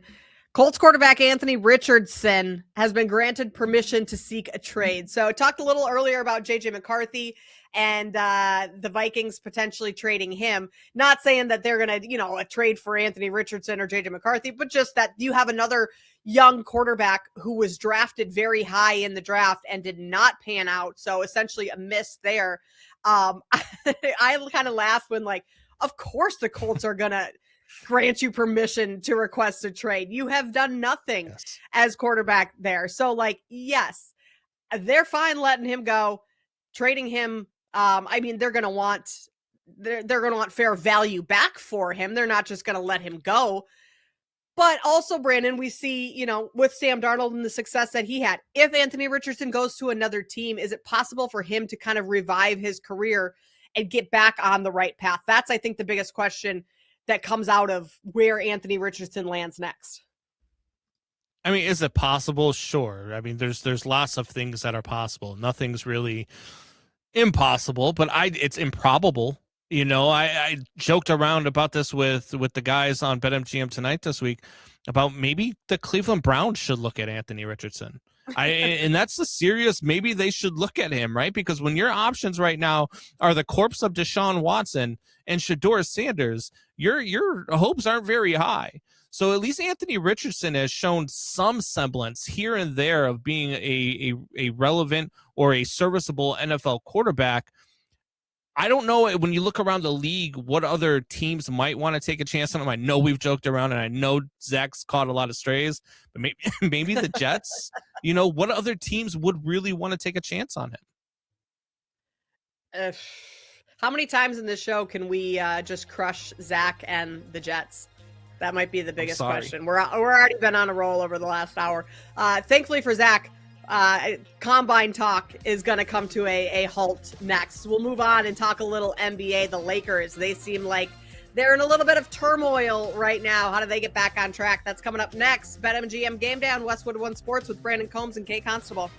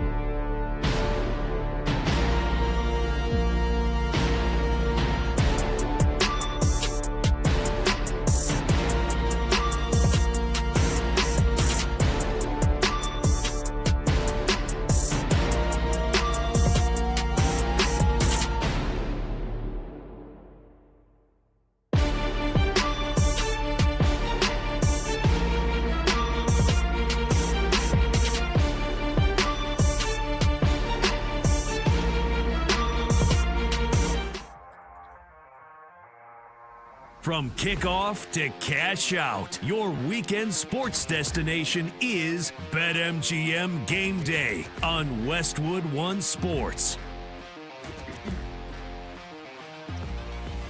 Hey, Constable Brandon Combs here with you. Brandon in for Chris Mack today. Appreciate him jumping in last minute. The executive producer of BetMGM Tonight that you can hear Monday through Friday with Brad Evans and Pat Boyle on Westwood One Sports. We talked a lot of NFL Combine, some college basketball, which we will dive into a little bit more in depth throughout the show, just with this being the first official day of March, and March meaning tournament time. But we also have some other action on the hardwood that we got to talk about. We got a full NBA slate today with quite a few games that should be really good, actually. Spurs Knicks tips off here right now, moments away from that game. San Antonio on the road at the Garden right now. Wemby 1.5-point favorites over the Knicks. You also have Timberwolves and Nuggets coming up this afternoon, 3:30 Eastern. That should be a great game.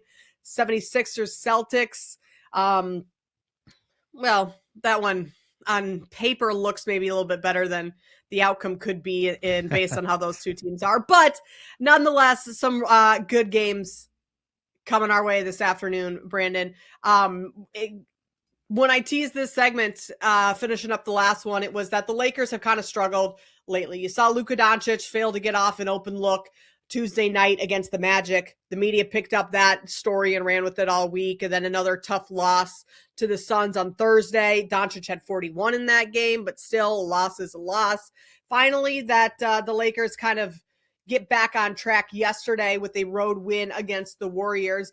But if we're looking at the Western Conference and the teams that realistically could be in the Western Conference Finals, are the Lakers a team that you have any faith in whatsoever to make the Western Conference Finals? No, absolutely not. Look, I just don't trust night to night what this Lakers team is going to be.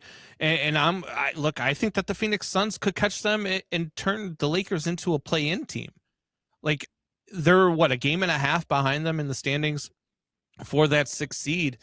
And you look at what the Lakers are and how inconsistent they've been. They've lost 5 of their last 8. This team hasn't been very good, especially against good competition. And their schedule down the stretch is a tough one.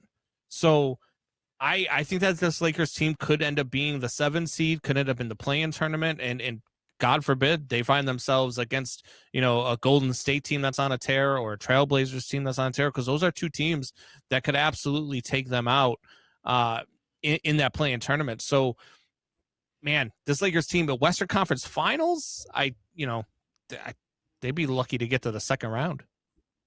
I'm with you. I don't think that they are a team that goes deep into the playoffs whatsoever. Yes, Luka Doncic is great. Austin Reeves can put up points when needed, and you still have LeBron James. But the way that James and Doncic play together, I don't think is conducive for a deep playoff run. And then DeAndre Ayton, he was also in the news this week, and the guy just doesn't play as hard as he can / should.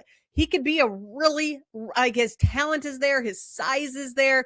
He just has no want. He just doesn't want to be out there a lot of times. And as your starting center for the Los Angeles Lakers, you need a player that wants to be out there, that wants to fight for those rebounds, that wants to go bang, with other big dudes inside. And it just doesn't happen with DeAndre Ayton. And so this Lakers team feels like they need to make this offseason a lot of moves and I don't think they need to necessarily rebuild, especially when you have a player like Luka Doncic, but just retool completely. LeBron James likely playing his last year in a Lakers uniform, whether or not it's his last year in the league. But I think this Lakers team, I would not be shocked one bit if they fell into the play-in and were passed by the Suns. The Warriors might be a stretch just with how many games we have left this season and them being 4.5 back from LA. But if we look at the top 5 teams in the West, Brandon, sure, you could easily make a case for the Thunder. That's a given. Best team in the league right now.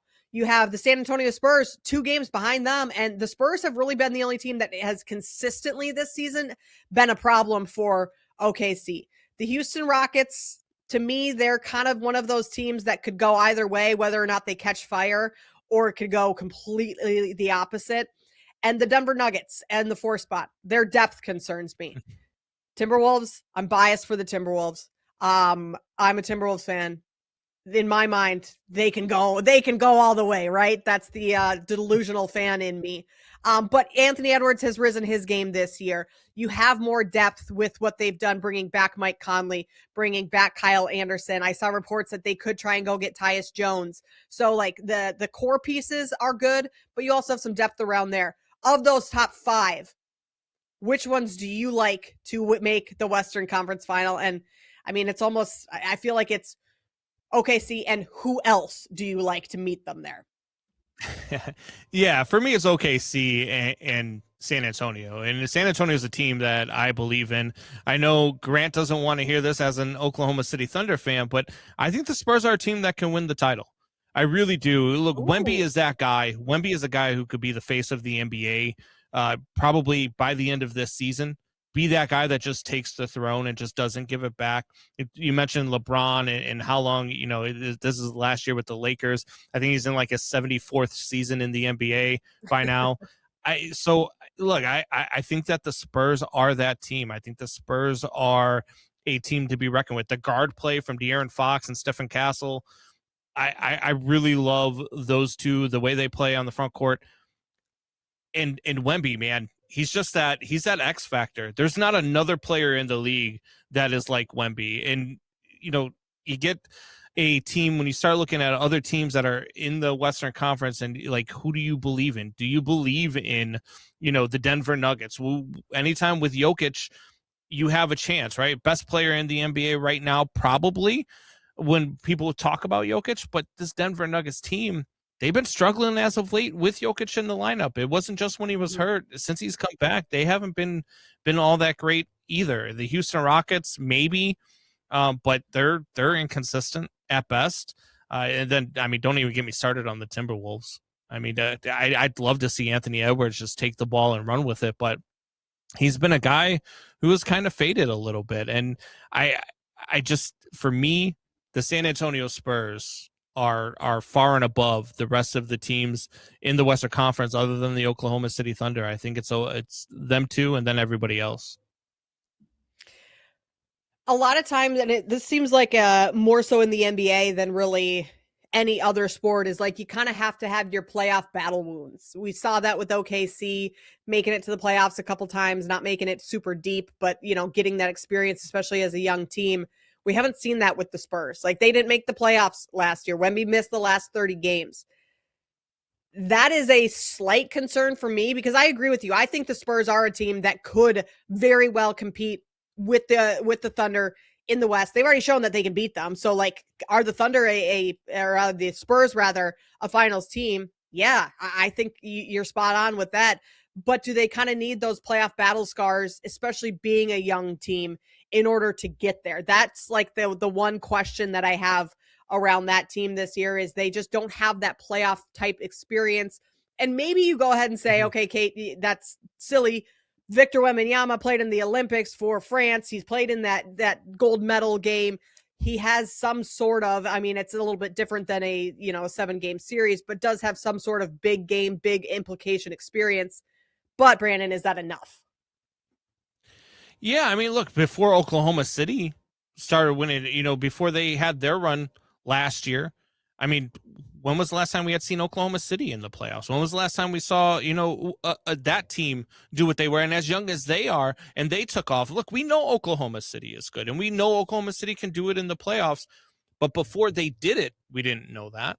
And right. The Spurs, yeah, they're young, but they've got a good core now, and they're young too. I think they are going to be the competition for the Thunder for the foreseeable future. I think these two teams over the next 5 years are going to be good. So when people talk about, we haven't seen San Antonio do this in the playoffs yet, I have to wait and see.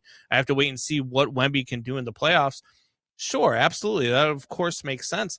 I just happen to believe already from what I'm watching on the court and what they've done already during the regular season that I'm not concerned about what they can do in the playoffs because I think that they can carry this over into the playoffs. I think they are that good. Yes, they're young, but they're that team, and they've got that dog in them, just like the Oklahoma City Thunder do.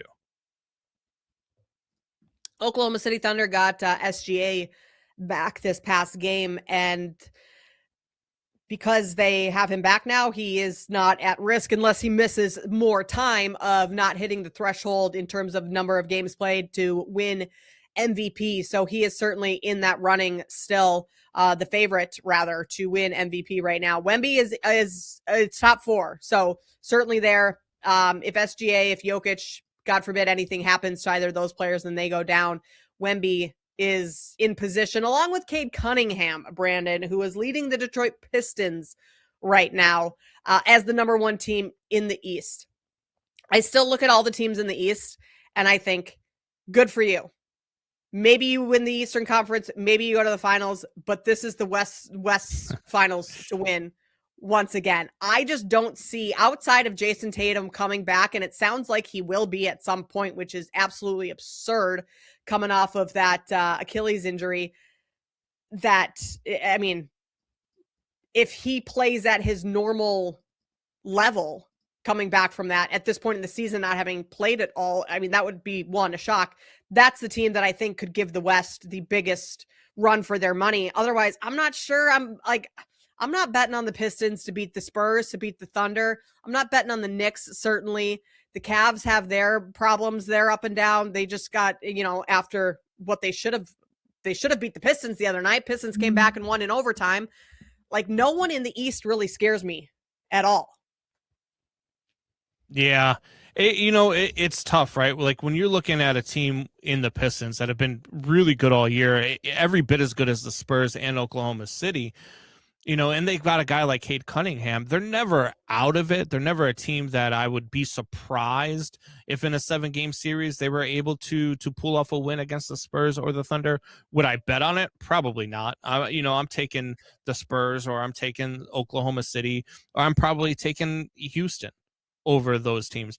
But I think Detroit and Boston, man, as good as they've been without Jason Tatum, the way they've learned to win without Jason Tatum, if he comes back and he's at 100%, because that's what the Boston Celtics have now with what they've been able to do this year, is they have the ability to, hey, Jason, I mean, if you're not 100%, take the rest of the year off and come back healthy.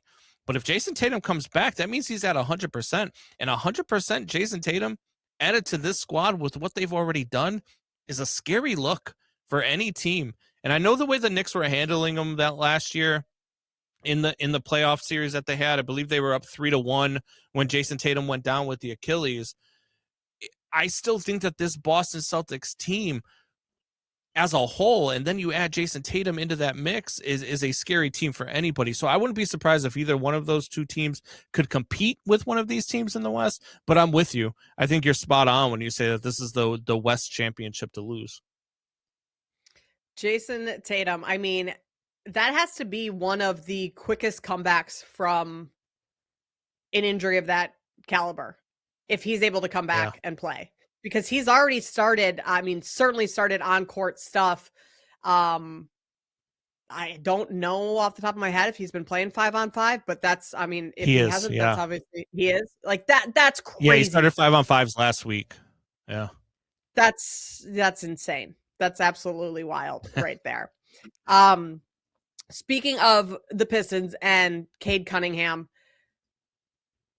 he's 10-1 right now to win MVP. The only way, we touched on this, but the only way I think that happens is if SGA and Jokic are ineligible because of the number of games missed, and they're both playing right now. So like that kind of tracks that they should be ahead of him in the odds. But like, what if we get a season where Cade Cunningham is the MVP, Brandon?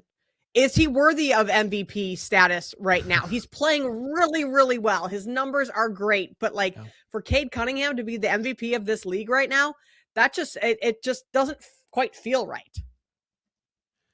Yeah, when you've had injuries to SGA, which I still think he's got to be the front runner for MVP at this point, and you've got a guy in Victor Wembanyama doing what he's done with the San Antonio Spurs. He's another guy I think could be a candidate, but I think Cade Cunningham absolutely should be in the talks for MVP with what he's done with this Pistons team. He is so good.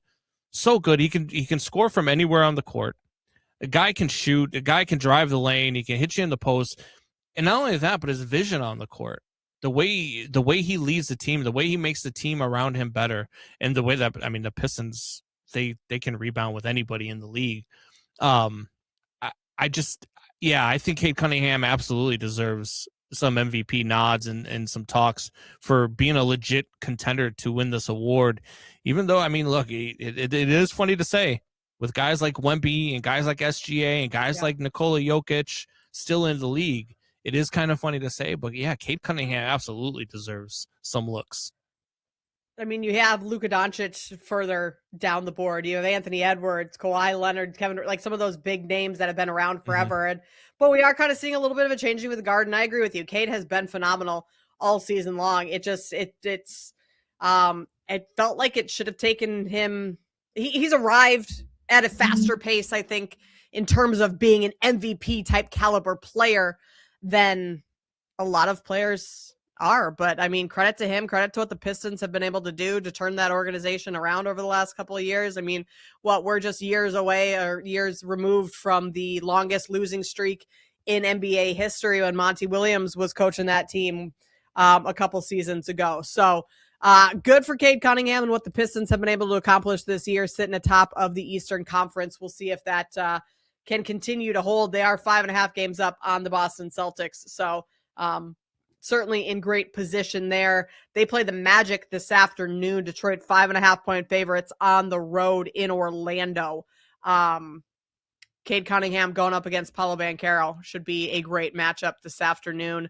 Spurs and Knicks are underway. Spurs right now up 7-3 on the Knicks very early. We're just about 3 minutes into the first quarter.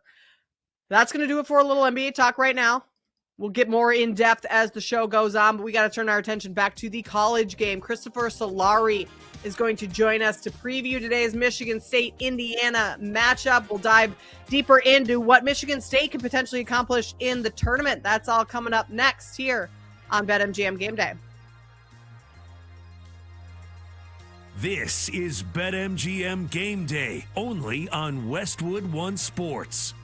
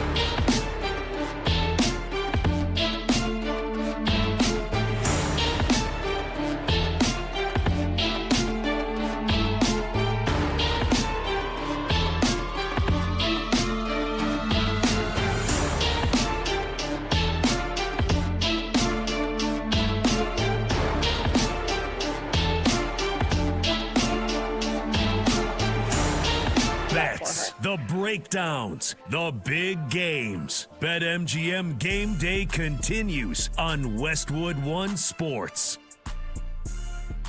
It is March 1st, which means March Madness is right around the corner. We're going to talk, tournament time coming up here in just a second with Christopher Solari, covers Michigan State and the Spartans. But before we do that, I'm going to remind you that there is no better place to be during March Madness matchups than in Vegas. And this year, college basketball fans, you can win a VIP trip to the Court of Legends, which is an event that features the Cavender twins. Simply place your sports bets, and your position on the leaderboard is going to determine if you win one of the 25 grand prize packages. All you have to do is just sign into your BetMGM account, opt into the promotion, and then start placing sports bets of at least $10. That helps you climb the leaderboard. So make this March, one to remember.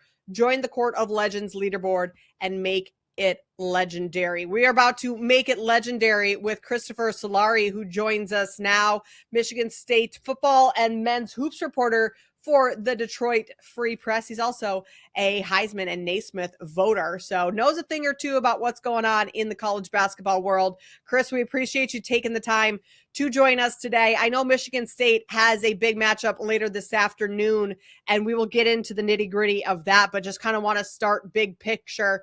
We know March is Izzo time, so how does this Michigan State team compare to last year's Elite Eight team after losing Jace Richards, one of their best players, to the NBA?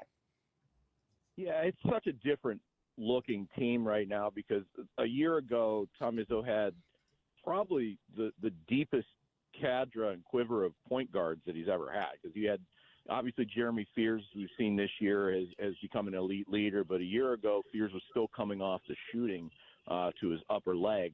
So they had him, they had Trey Holloman, who's now at North Carolina State, and they had Jace Richardson, all who could run the point, along with Jaden Akins if they needed to in a pinch, who's just absolutely tearing it up in the G League right now in Motor City. But they lost all those guys except for Fears, and they brought in Divine Ugachukwu, who got hurt at Minnesota and is out for the season with a broken foot. So essentially it's Jeremy Fears. Their backup is Denham Wojcik, Doug Wojcik, the assistant coach's son. He played at Harvard, but there's a steep drop-off. So this team is going to go as far as Jeremy Fears can take it. And that's a typical Tom Izzo team in March, right? I mean, we talk about Tom Izzo. Everyone talks about March, but it's also extreme elite point guard play. They are as good as Jeremy Fears can be and as healthy as Jeremy Fears can be. And he's been dynamic and outstanding all this season, even with some of the noise that's gone on with some of his play.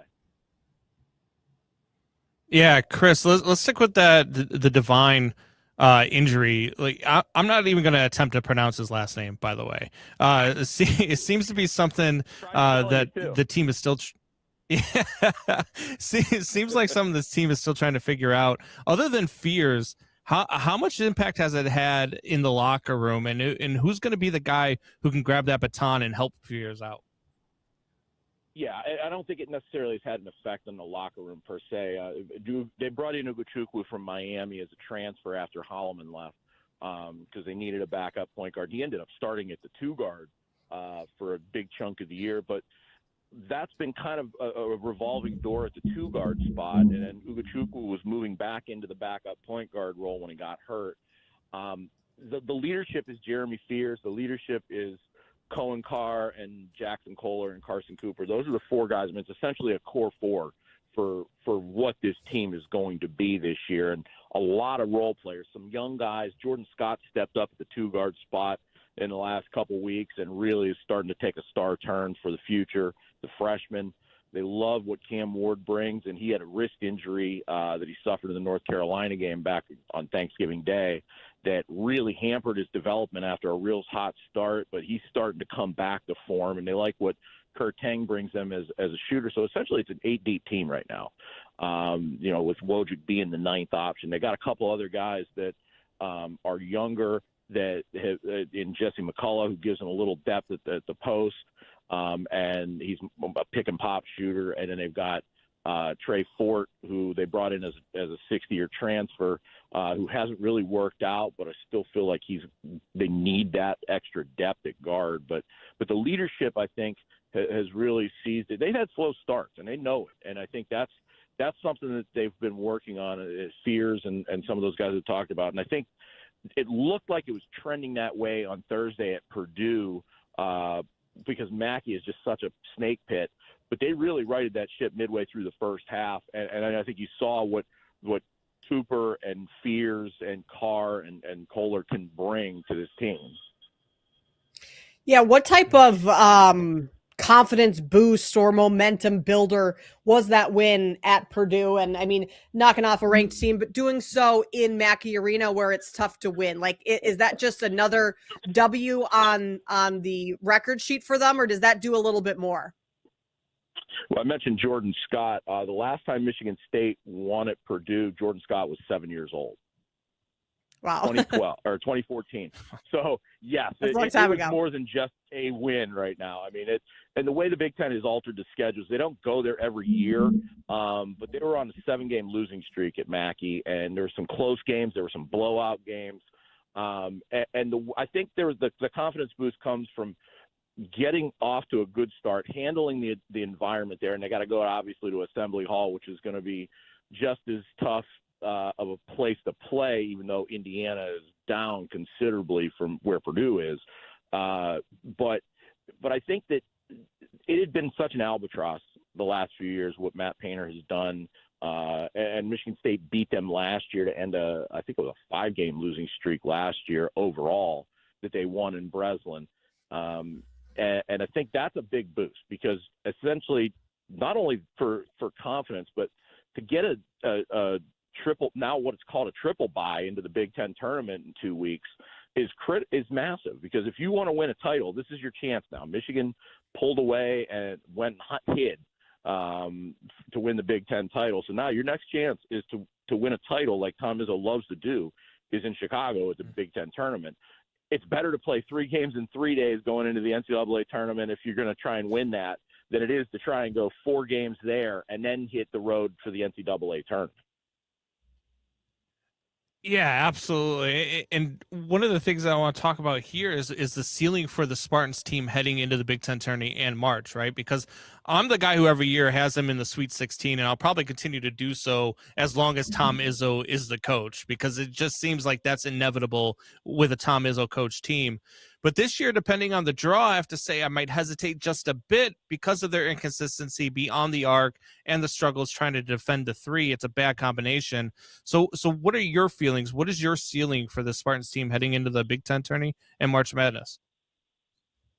Well, and I think this goes not just for Michigan State, but I think it's kind of across the board. There's about 4, maybe 5 teams that you would call elite, and then another tier of about 8 to 12 teams that you could look at, and depending on the draw, could be a Final Four team or could be a first-round exit, depending on the matchup. I mean, I think that Michigan State's kind of one of those.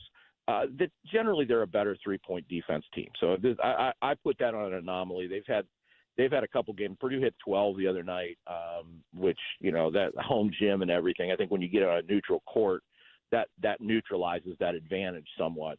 But defensively, I think adding Jordan Scott on the perimeter at 6'7" gives them a much bigger presence to defend the arc. And Fears is a pest at the top of the key. I wouldn't worry so much about the defensive side of it. I would worry about the offensive side of it, because Jackson Kohler has been absolutely struggling after hitting 50% from the arc as a pick and pop post player at the beginning of the year into mid-January, and he's been really struggling from outside. He had 2 opportunities late in that Purdue game to really put it away on back-to-back shots in the same possession and missed them both wide open. So I mean that's I think a bigger thing, because Fears is a streaky shooter. He's showing improvement, but he's still not a reliable guy. They don't have what Jace Richardson and Trey Holloman provided them last year in terms of a guy that is just a dead-on shooter. Kerr Tang is coming along a little bit, but he's still prone to those, high-volume, 4 for 10 type performances from the arc. So that's, I think, the one thing. If you go cold, and especially if you go cold from the arc and you aren't defending it, that's a problem in March. But I do think this is a team that now, I mean, listen, a month and a half ago, this was a team that people were starting to pencil into a Final Four, watching them play until the mid part of January. And it's Izzo at that time of year.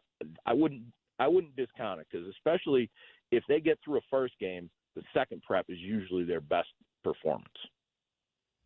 We're talking with Chris Solari, covers Michigan State football and men's hoops for the Detroit Free Press. You can follow him on X at Chris Solari. Today's game, Michigan State versus Indiana. Spartans are 2.5-point favorites. In terms of where they are to win a national title, 40-1 over at BetMGM. Chris, the Big Ten has not won a national championship in 25 plus years. Is this the best shot, and not just Michigan State, but any team across the Big Ten, to potentially break that drought?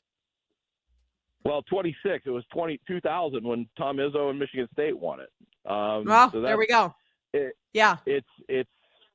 amazing, because there have been some really good teams. I mean, that you think that Purdue team that got to the final a couple of years ago with Zach Edey. You look at that Wisconsin team that got to the final against Duke in 2015, where them and Michigan State both made the Final Four.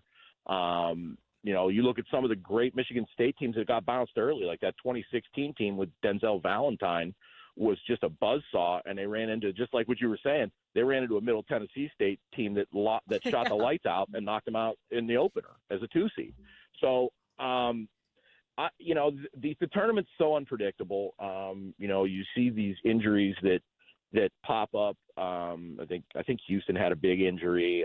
There's a few teams that, that Michigan, for example, Michigan just lost LJ Kaysen, and he had been really a big contributor. So I don't know what that does to their chances, because, it's one thing to have a role player. It's a different thing if someone like Yaxel would have gone down. But yeah, I mean, it's the depth of talent is there in the Big Ten to make a run. But I think it's seeding, because listen, Duke is playing at an elite level right now. Kansas, Arizona, all these teams are playing at an elite level. Michigan, I think, is right in that ballpark as well. The question is, can you make it through the draw?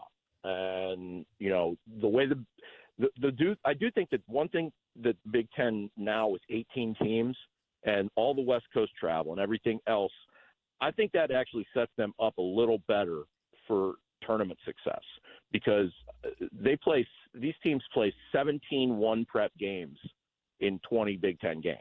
For Michigan State, for example, they had one prep. So basically, it's just like an NCAA tournament for their first 28 games of the year. And now with Indiana today, and then Rutgers and Michigan to finish the year, those are their 3 teams that they've already played once. They hadn't played anybody else, and they won't play anybody else again until the Big Ten tournament that they'd already faced. So I think that and the West Coast travel gets these programs and these kids ready for the grind that is March. And that's because that's what it is. It's you are quick turning and moving on to something else.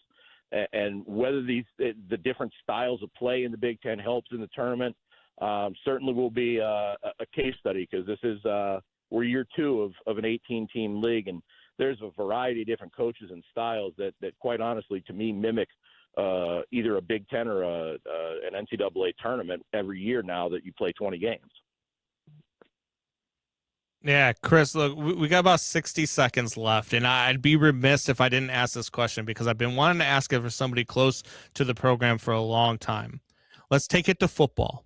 And as a college football fan who grew up in the 80s and 90s, I'm a guy who can remember the Spartans team that was consistently good, consistently in the conversation for the Big Ten title. When is Sparty going to be relevant again? And in 60 seconds or less, what needs to happen, in your opinion, for it to happen? You might ask for more time. It's taken since Mark D'Antonio retired in 2020 to figure that one out, and they still haven't got it figured out yet. I do think that, they've got a guy in Pat Fitzgerald, and I like Jonathan Smith. I thought he was just the wrong guy and the wrong fit at the wrong time. Fitzgerald, I think, brings that Midwest grind, knows the grindstone Michigan State mindset, understands Midwest culture, understands Michigan State's culture from his time at Northwestern as a player and as a coach. So he knows what a good Michigan State team looks like. The question is, in this era of NIL, in this era of transfer portal, how can he build it and how quickly can he build it? It can be done. Kurt Cignetti's shown that it can be done as a coach that understands that. Fitzgerald spent his time off looking at that. and we'll see. I mean, I think 2 to 3 years, I think, is probably a good timeline. Maybe it's sooner. Chris Solari joining us here on BetMGM Game Day, covers Michigan State football and basketball for the Detroit Free Press. Chris, we appreciate you taking the time to join us.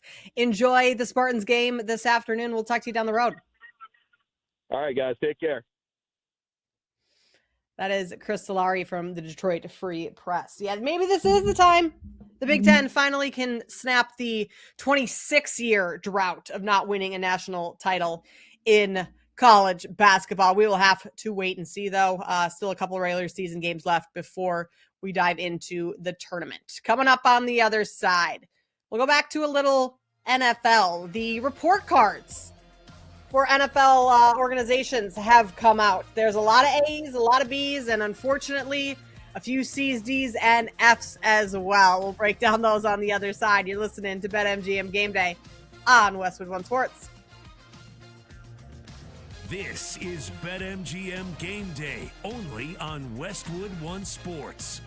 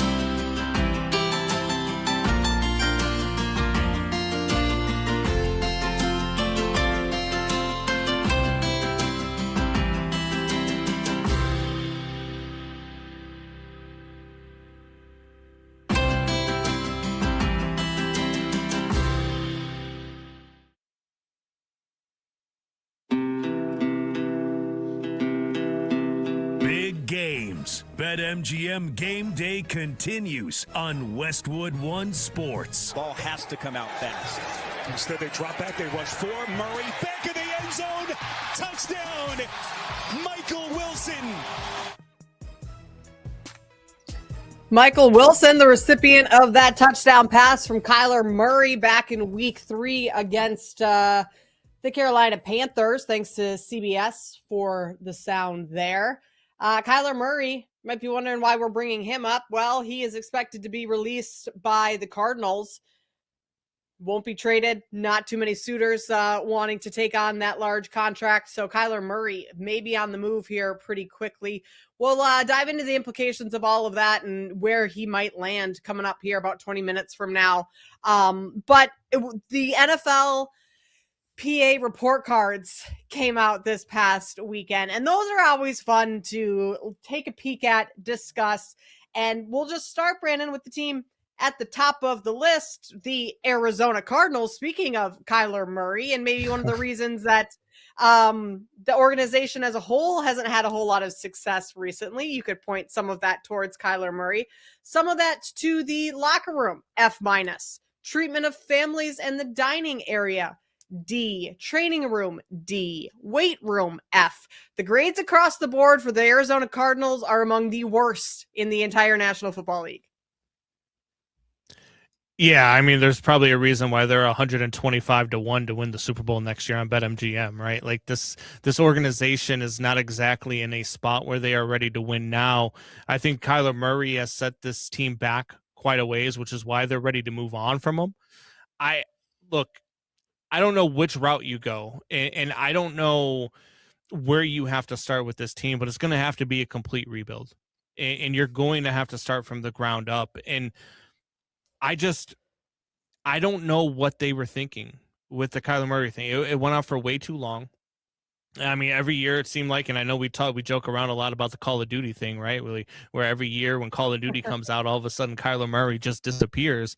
But it seemed to be a real thing. Like, he had a couple of times where he looked like a guy who was going to be somebody who shocked the world and who just became a top 3 quarterback in the league.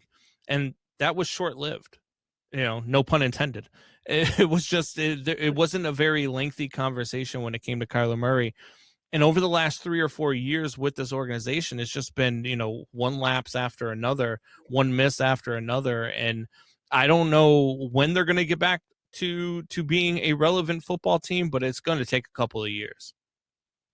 It's going to take a couple of years, certainly, bringing in a new quarterback.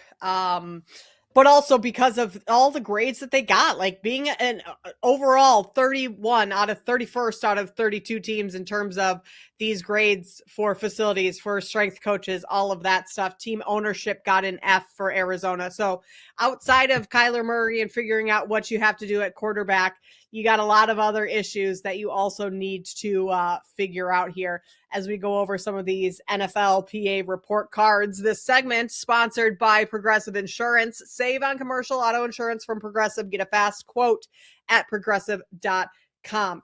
Brandon, were there any grades or any teams that really stood out to you as either being great or surprisingly really bad? I thought the Buffalo Bills, they got pretty good grades across the board.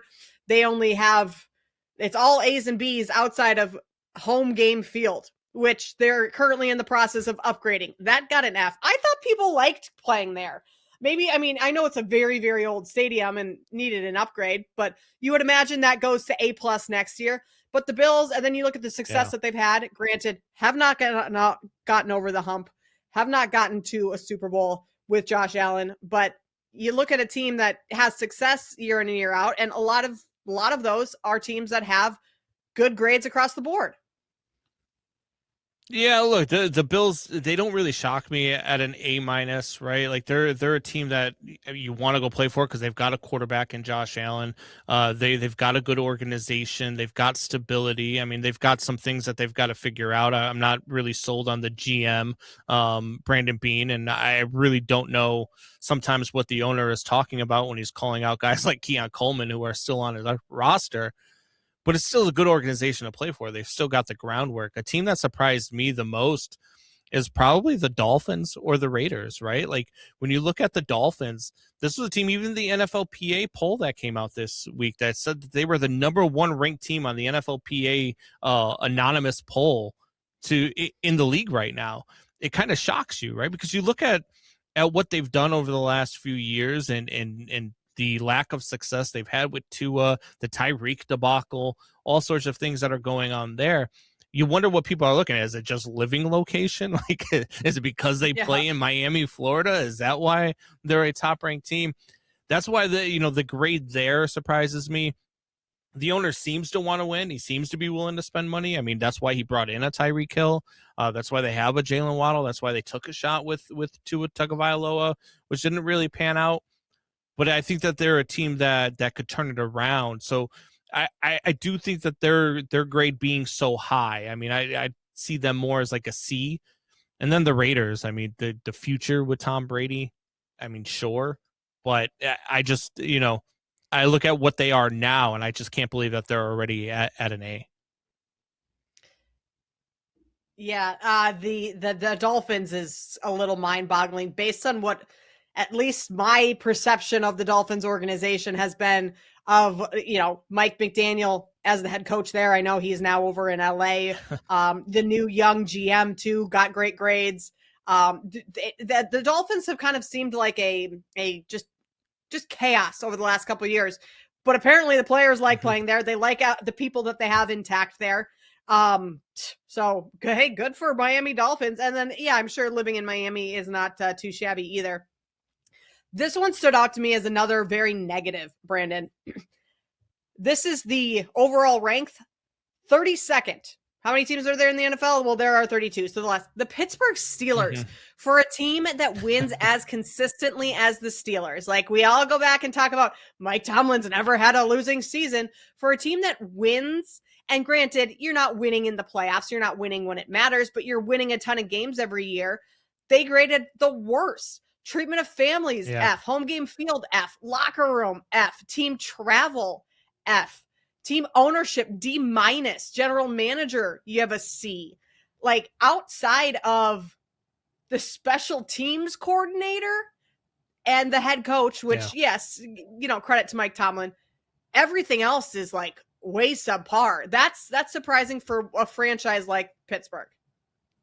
It is surprising to me too, and at the risk of angering our guy Andrew Williams, our boss, who is a Pittsburgh Steelers fans, I have to say this: the Pittsburgh Steelers are that couple. You know that couple, right, Kate? That couple that on Facebook and in public they are all smiles, but you talk to her or him behind the scenes, and what's going on behind closed doors, and you're just like, yeah, that's not really what you're posting. That's not really what you're portraying. Oh, they're the perfect couple when they're in public. They're the perfect couple on social media, but behind closed doors, things aren't so great. And I'm not going to be surprised when they have a big divorce.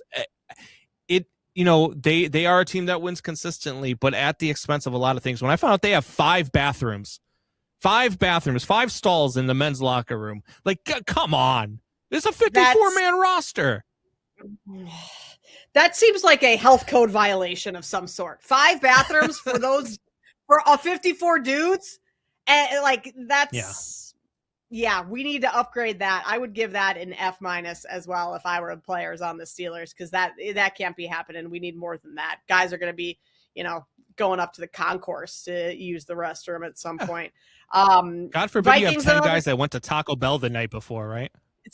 Brandon, I mean, like, the reports come out too about the amount of food that these players go through, pounds and pounds of Uncrustables.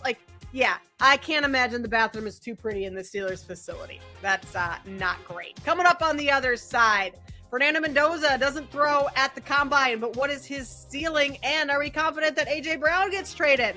More NFL talk coming your way. This is BetMGM Game Day on Westwood One Sports.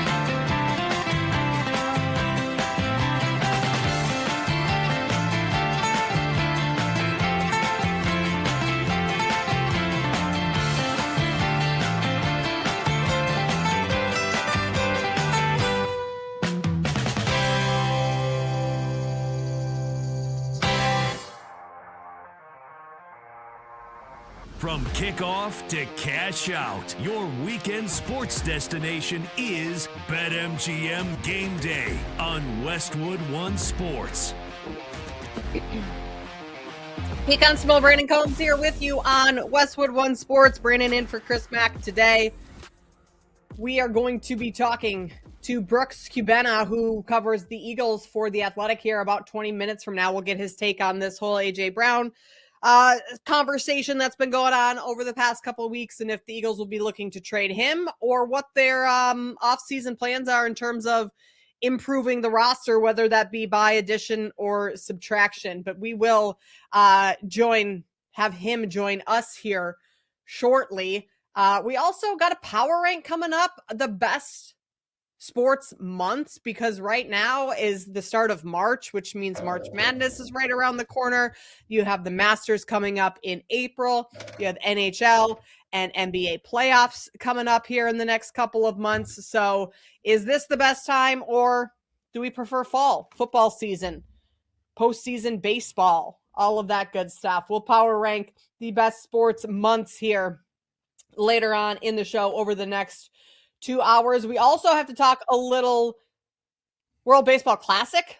That's getting underway shortly. Brent McGuire, who's a writer and researcher for MLB.com, is going to join us at 3 p.m. Eastern, an hour from now, to talk World Baseball Classic. And we've had some updates come out on that front over the last, hour or so. But Brandon, we got the headphones all set up. You were just scrambling around behind you, moving so fast. It felt like you were at your own little combine running the 40 there.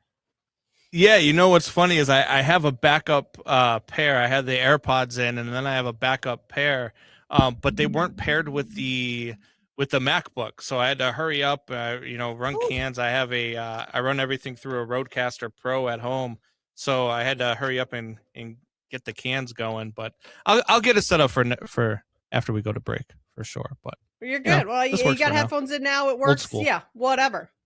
All right, draft combine over the weekend.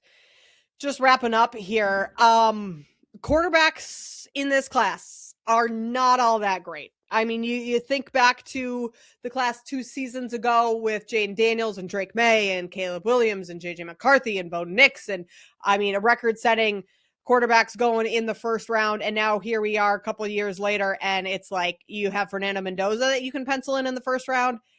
And then who else, if anyone? It sounds like if anyone else is going in the first round, Ty Simpson is the only other name to consider based on reports and mock drafts that have come out. He had a great combine in terms of throwing. His deep ball impressed impressed teams, impressed scouts. So if Ty Simpson goes earlier on in the draft, is he a first round pick in your mind, or is he still maybe mid-second at best? I mean, for me, mid-second at best, because I don't think that Ty Simpson is a guy that's going to be ready to change a franchise or start day one. Now, I could be completely wrong about that, and Ty Simpson could come out and be the next Tom Brady. Who knows, right? But when you start looking at the teams late in the first round, beyond the Pittsburgh Steelers at 21, who we know they like to take shots with quarterbacks, Kenny Pickett. I mean, you look at the Chargers, the Eagles. I mean, could you imagine the Browns taking another quarterback at 24? I mean, I have heard reports that the Browns are interested in taking another quarterback. Fine if you're going to take him in a very late round, but 24th overall, that would not be. I don't think that would go over well with Brown fans. There's 2 teams where I think that it would be a good fit for him. One would be the Houston Texans, because you don't know what you have yet in CJ Stroud. CJ Stroud had a rough season last season, to say the least. I mean, they had a lot of problems protecting him as well, but that offense wasn't very good under CJ Stroud. So that would be a spot where you could go, you could sit, and maybe have a chance, next year or the year after that to compete for that starting job if CJ Stroud doesn't turn it around. And the other one is maybe the Rams at 29, right? Because at some point they do need the replacement. At some point, Matthew Stafford's not going to come back, even if he comes back this year. At some point, he's going to be gone, and you're going to need that replacement there. And Ty Simpson, he doesn't move the needle for me. I think if you're one of these teams, you're more looking forward to next year's draft and the quarterback class that is coming out next year. It's a tough spot, but if you're going to take a shot on Ty Simpson, I think it's going to be one of those two teams later on in the first round if they decide to take a chance at a quarterback. I'm glad you brought up the Rams because that was where I had kind of had him circled going, because Jimmy Garoppolo is your backup right now. Jimmy Garoppolo is not going to be a starter in the NFL for the rest of his career, right? Like the Rams are not having Jimmy Garoppolo sit behind Matthew Stafford right now in hopes of, okay, Matthew Stafford plays maybe another season or two, he retires, and then Jimmy's our next guy. Like they are going to bring someone else in, a younger quarterback that they think could actually take over as the franchise quarterback. I don't think Jimmy Garoppolo is in that position, or that's how the Rams view him at all. So I do think Ty Simpson going to LA and sitting behind Matthew Stafford, learning from him, being in that Sean McVay offense, I think that would be a really, really good fit for him if he does go in the first round. Or maybe there's a way that, later rounds somehow the Rams can finagle to if he's still on the board, grab him. In terms of the other quarterbacks in this draft, we talked a little bit earlier, Brandon, about Diego Pavia and his combine. He didn't do the 40. A little up and down in some of his interviews in terms of just those that we've seen publicly in press conferences. Obviously, we don't know what happened behind closed doors with any interviews, but he's not someone that I have my eye on to be going anywhere near the first couple rounds. But we have, Garrett Nussmeier out there. You have Carson Beck out there. Any of those names, guys, that you think could actually be difference makers in the NFL, not in terms of being a franchise quarterback right away or a starter in their first season or two, but like being a solid piece to have as a backup on a roster? Yeah, I mean, when you look at Garrett Nussmeier, I think he was a guy that you looked at that team, and I just don't think that the way that offense was run was conducive to his play style. I think he's a lot better when you look at his footwork, when you look at his technique, you look at the decision making. Like that for me, when I'm evaluating college quarterbacks, is where I always lean into, is the decision making in crunch time. And Nussmeier, he wasn't a guy who would turn the ball over a lot in crunch time. When the pressure was on, he would find a way to make a play. He would keep drives alive. He would keep plays alive. And so I look at Garrett Nussmeier as being a guy who can be a kind of a surprise, right? When I look at Diego Pavia, I mean, I think he could go undrafted. I think there's probably 10 or 11 quarterbacks in this draft that are better than him. Carson Beck is another. He kind of surprised me at Miami. I was not huge. I was not a big Carson Beck guy all season long, but his college football playoff run, it kind of, all right, maybe this guy could be serviceable in the NFL. Maybe this guy could be a guy who, is probably a career backup in the NFL, but if your starter gets hurt, can come in and not lose you games. Maybe he can be a guy, that is like Nick Foles. Maybe he can be a guy that is sitting on a bench, but, when it comes game time and it comes time for you to bring somebody in for your starter, whether it be injury or bad performance, he can keep you in for a game or two or three. But maybe not a starter in the NFL. It's just too tough. This quarterback class is so bad beyond Fernando Mendoza. It is really, really bad. In the YouTube chat, Swaggy McKnowles, hopefully I have that right, Swaggy, Rams would be a sweet spot to get drafted as a quarterback. I would agree. You have a great coach in Sean McVay. You'd be sitting behind a Hall of Fame quarterback, a former MVP quarterback at that in Matthew Stafford. Mm-hmm. And you'd have some great offensive weapons to work with just as you kind of grow as a very young quarterback in the league. Going back to Garrett Nussmeier, I do think he's someone that maybe he comes off the board third after Ty Simpson. You look at his past two seasons, threw for over 4,000 yards in 2024, 29 touchdowns. Like you think about 4,000 yard passers in college football, and like Joe Burrow comes to mind. Is he as good as Joe Burrow? I don't think so. That's a little crazy to say. But then this past year, only under 2,000 yards passing, 12 touchdowns. He had 5 interceptions, only played 9 games, so was injured a little bit. So you kind of wonder, how much did that injury affect him at all? Clearly it affected his stats and stuff, but like, you did see quite a good arm, quite a good passer, a very accurate passer, throwing for over 4,000 yards. You don't really stumble into that and do that by accident. So Nussmeier, I do think is someone that has a some growth potential, a higher ceiling than maybe some of these other quarterbacks. And so you look at, Fernando Mendoza going number 1 overall, and obviously the number 1 quarterback taken. Ty Simpson, maybe Nussmeier is 3rd, but that could be a, further down the board type of quarterback and not a 2nd, even 3rd round, maybe. How do you feel about Drew Aller? Because I'm one of those where I think Drew Aller might turn out to be the 2nd best quarterback in this draft class, where he could be a guy that you don't see coming, but he can actually improve. I think that he has the highest ceiling of all the guys behind Fernando Mendoza. I go back and forth on Drew Aller, and I feel like I have this bias against him. Being at Penn State and James Franklin not being able to win the big one, and Drew Aller being the quarterback for a lot of those games. And I kind of pair those two together. So it's almost like something that I need to get over and like put aside as my bias. But I wonder about at times his decision making, and maybe that, again, that is like just the replays over and over in my mind in the, was it the college football playoff semifinals against Notre Dame, was it, where he threw the pick late?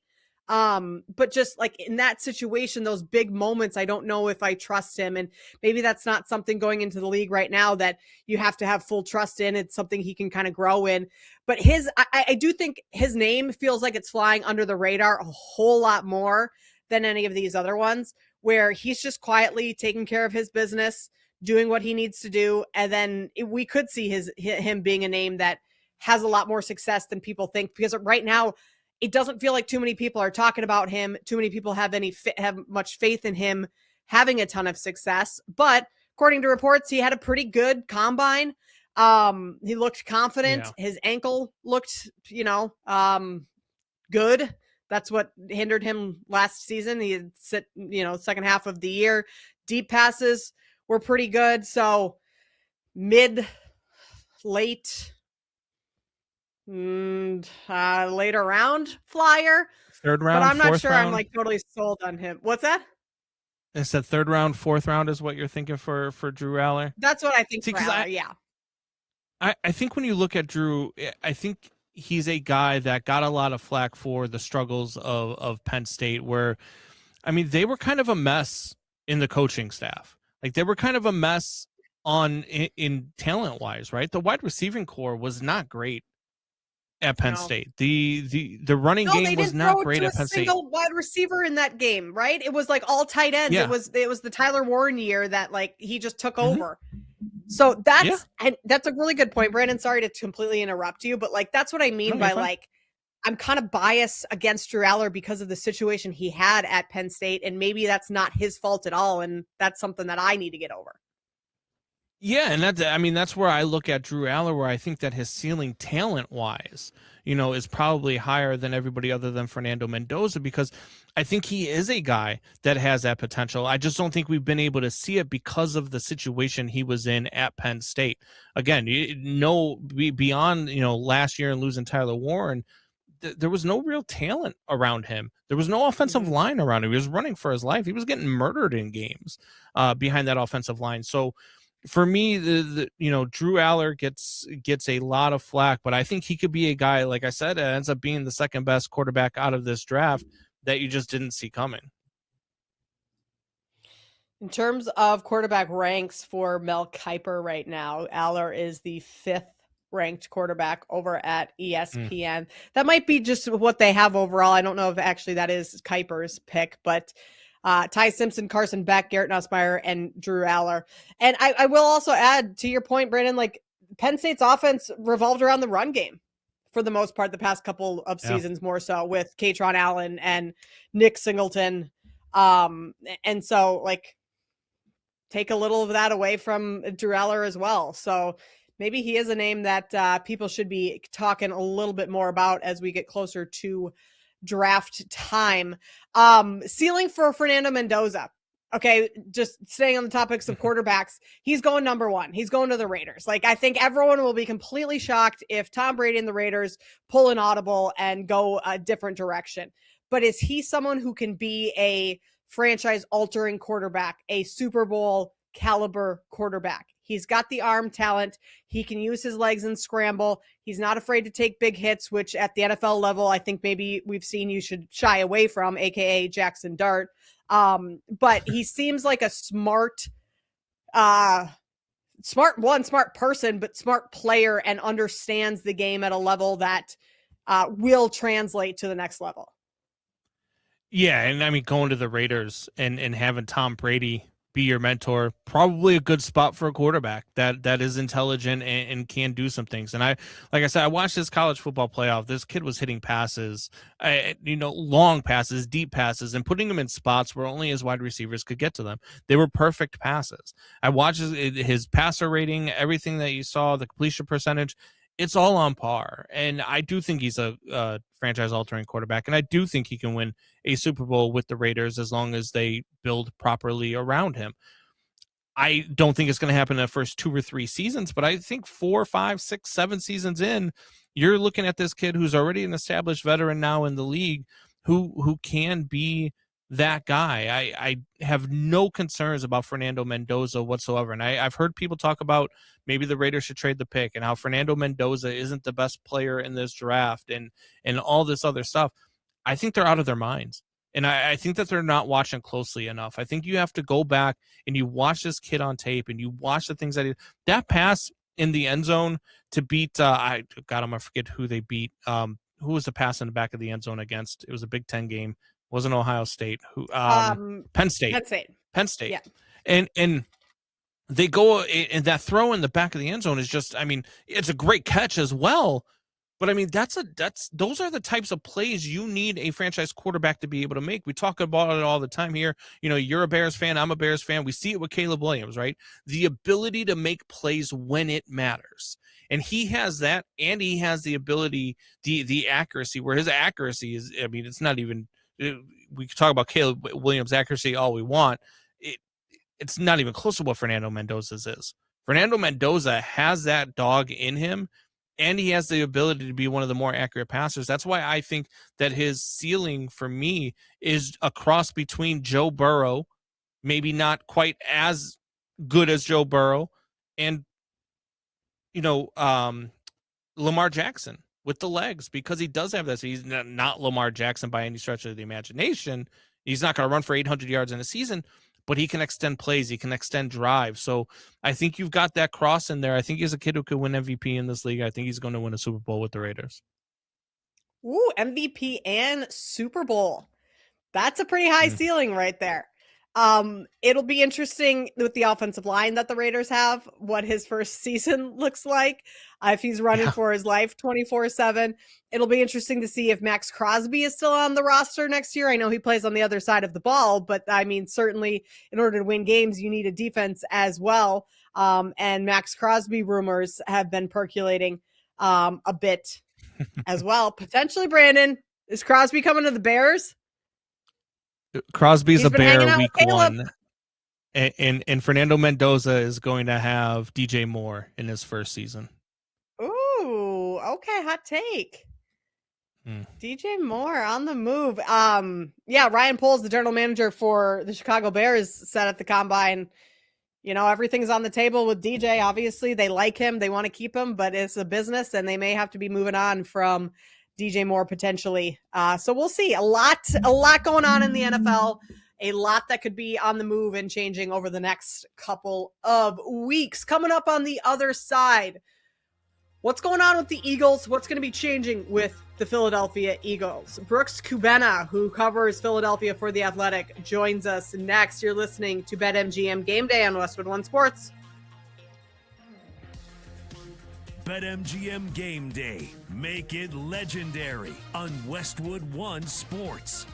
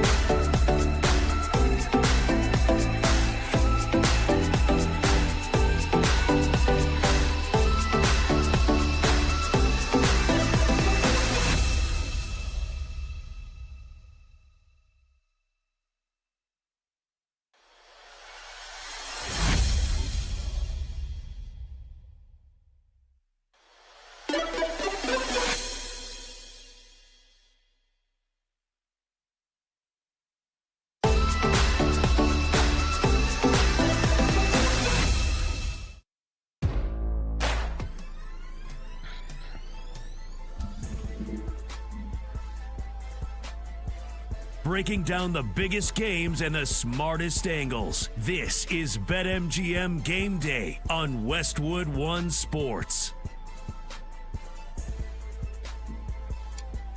Kate Constable, Brandon Combs here with you on BetMGM Game Day. We've talked a lot of NFL Combine stuff because that is the big topic going on right now. That's going to lead us into the NFL draft, free agency, and the season is going to be right around the corner before we know it, Brandon. So obviously have a ton of NFL stuff to talk about. We're working on getting Brooks Kubena, who covers the Eagles for The Athletic, on the phone to find out a little bit more about what's going on with A.J. Brown and that whole saga, what the Eagles might be doing in the draft upcoming here in a couple weeks, and just overall the state of Philadelphia. Update on Brooks was going to join us here, but his flight got delayed. He's currently in the air. He's going to let us know when he lands, so he will potentially be joining us a little bit later on in the show. So we are going to pivot, Brandon, and we're going to do some power rankings here. And we may not have, graphics on the screen fully built out because we're pivoting on the fly here. But we talk about, this being March 1st and the start of what's going to be a phenomenal next, 6-8 weeks of sports. With the calendar the way it shakes out, March Madness right around the corner. You go April, you have the Masters, you have the NBA Finals. So the best time of this year for sports, or the best sports calendar seasons, is what we're going to power rank here. I'm going to let you start us off, and we'll just kind of go back and forth whether or not you have 3, 5, whatever. I mean, there's only a couple that really stand out, but you start us off. Let's see. You can start with your least favorite, if that makes sense. We'll save the best one for last. Okay. All right. I think my least favorite is right now, right? Like that lull between the end of the Super Bowl and the start of the NCAA tournament. Because you do get spring training baseball, and look, I'm a freak and I'm a nut, and I watch a lot of spring training baseball, and I even watch college baseball. So I do take that stuff in, but it's just for that. I know Pat Boyle gives me stuff all the time. I drive him nuts by giving him the college baseball updates when he brings me in on BetMGM tonight. It's kind of a little bit that we do. But I love the game, but it's still, there's nothing. I mean, it's just so, like, I'm looking forward to the weekends. I'm like, all right, I've got some time. What am I going to watch? And then I keep looking. I'm like, what am I going to watch? And I end up on Netflix because there's just nothing that really grabs your attention this time of year to the point where it's must-watch TV, right? So I think this time of year right now that we're in is probably the sports lull that I like the least. All right. I see that. I understand that. That makes sense. And I don't disagree with you that we are kind of in a lull right now. I feel like I have been going to Netflix more, Hulu, a little HBO Max. But mine's going to be like summer because I'm not the baseball person you are, Brandon. I don't sit down and watch every game. I'm not totally locked in on what's going on the ins and outs of college baseball. And I know that, that season is a little bit shorter than the Major League Baseball season, but like those summer months, late June, July, August, when we're waiting for football, and it feels like the conversations that we have, especially as sports talk show hosts, is all NFL continuing just over and over and over again, the same ones going into the NFL season. And by the time the NFL season arrives in like late August, you're like, thank God that this is finally here so we can stop having these conversations. So I'm going to go with the summer months, the quiet summer months, as being my least favorite in my power rankings. Yeah, the summer months for me are the best. So we're at a disagreement there because I just love I don't know. There's just something about being at the ballpark. There's something about watching baseball. Now, obviously, the warm weather is just, I mean, that helps a little bit. I miss it. I miss it. Yes. All right. What is your number 4?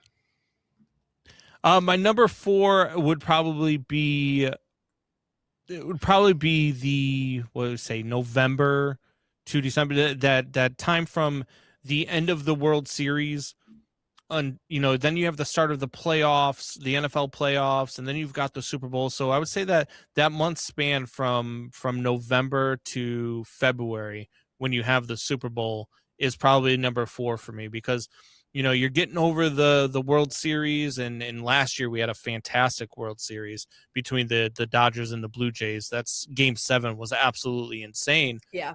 But then you get into the meats and potatoes of the NFL, and it really picks up. And you've got college football, and you got the college football playoff and bowl games, and the holidays are there. So for me, that's number 4. That span between November and December. You know what? I'm going to echo you on that as my number 4 as well. I know we have rivalry weekend in college football, and you have the Michigan Ohio State game, which is fun. You have kind of you're getting into the start of NFL playoffs, but it does kind of feel like around that Thanksgiving time, it's kind of meh. Like, we're deep enough into the college football season that you've watched a ton of it. Granted, you're not going to stop watching it by any means, but especially some of the conference championship games over the last couple of seasons have not been all that great. So I'll agree with you. I'll say that is my number 4 in terms of that kind of late November, early December type of months. I feel like the top 3, that's when the debate really starts in terms of what people think are the true conversation around this topic. So hit me with number 3, Brandon. So number 3 for me is actually your number 5, right? My number 3 is the summer months. Like, when you have May and June and July right in there, you've got the NHL playoffs, which to me are the best playoffs in all of sports, period. And as much as I love baseball, there's nothing that rivals NHL playoff hockey. The end-to-end action, how intense it is, every single game for 7 games, and every single series that they play. Doesn't matter if you have a 1 through 8, a 1 versus 8, a 2 versus 7. All of those teams have an opportunity in the NHL, and there's so much parity there. And then the NBA, which to me, the only time that is fun to watch the NBA is in the playoffs and in the finals, right? That's when the NBA really takes off. That's when it's at its best. And then you've also got baseball starting to kick up, and it's in full swing. You've just got 7 days of nonstop action, even if the NBA, because they like to take 4 days off between games 1 and 2, or between games 3 and 4 in their playoff series, you've still got baseball to fall back on, and there's still other things to go on. So for me, it's those midsummer months. All right. Fair enough. For a baseball fan, I can understand that one. I'm going to go with January, February, the midwinter, as my number 3. That's the Super Bowl, college football playoffs. You have the regular season action for NBA, NHL. This year, maybe a little bit more exciting because you had the Olympics thrown in there in February. But outside of the Super Bowl and the college football playoff national championship, it feels like there's not a whole lot going on in January and February, right before everything ramps up. So my number 3, the midwinter months of January and February. Brandon, hit us with number 2.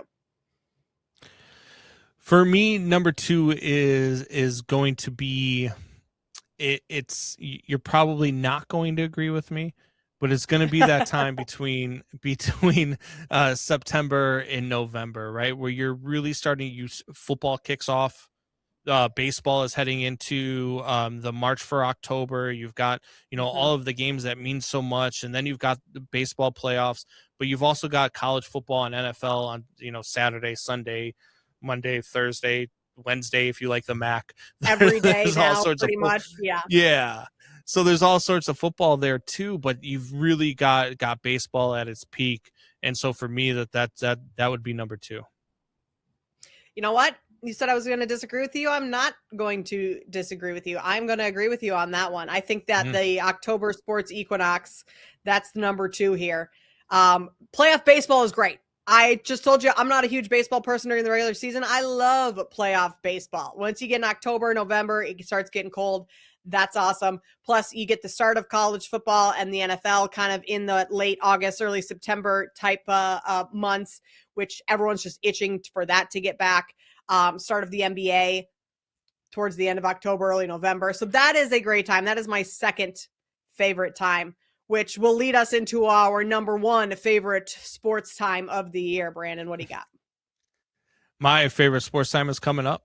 It's the time around March Madness. You got the Masters. You've got Major League Baseball just starting. You've got opening day, which to me absolutely needs to be a national holiday. I need to have every opening day off of work because what I like to do, I have a tradition on opening day.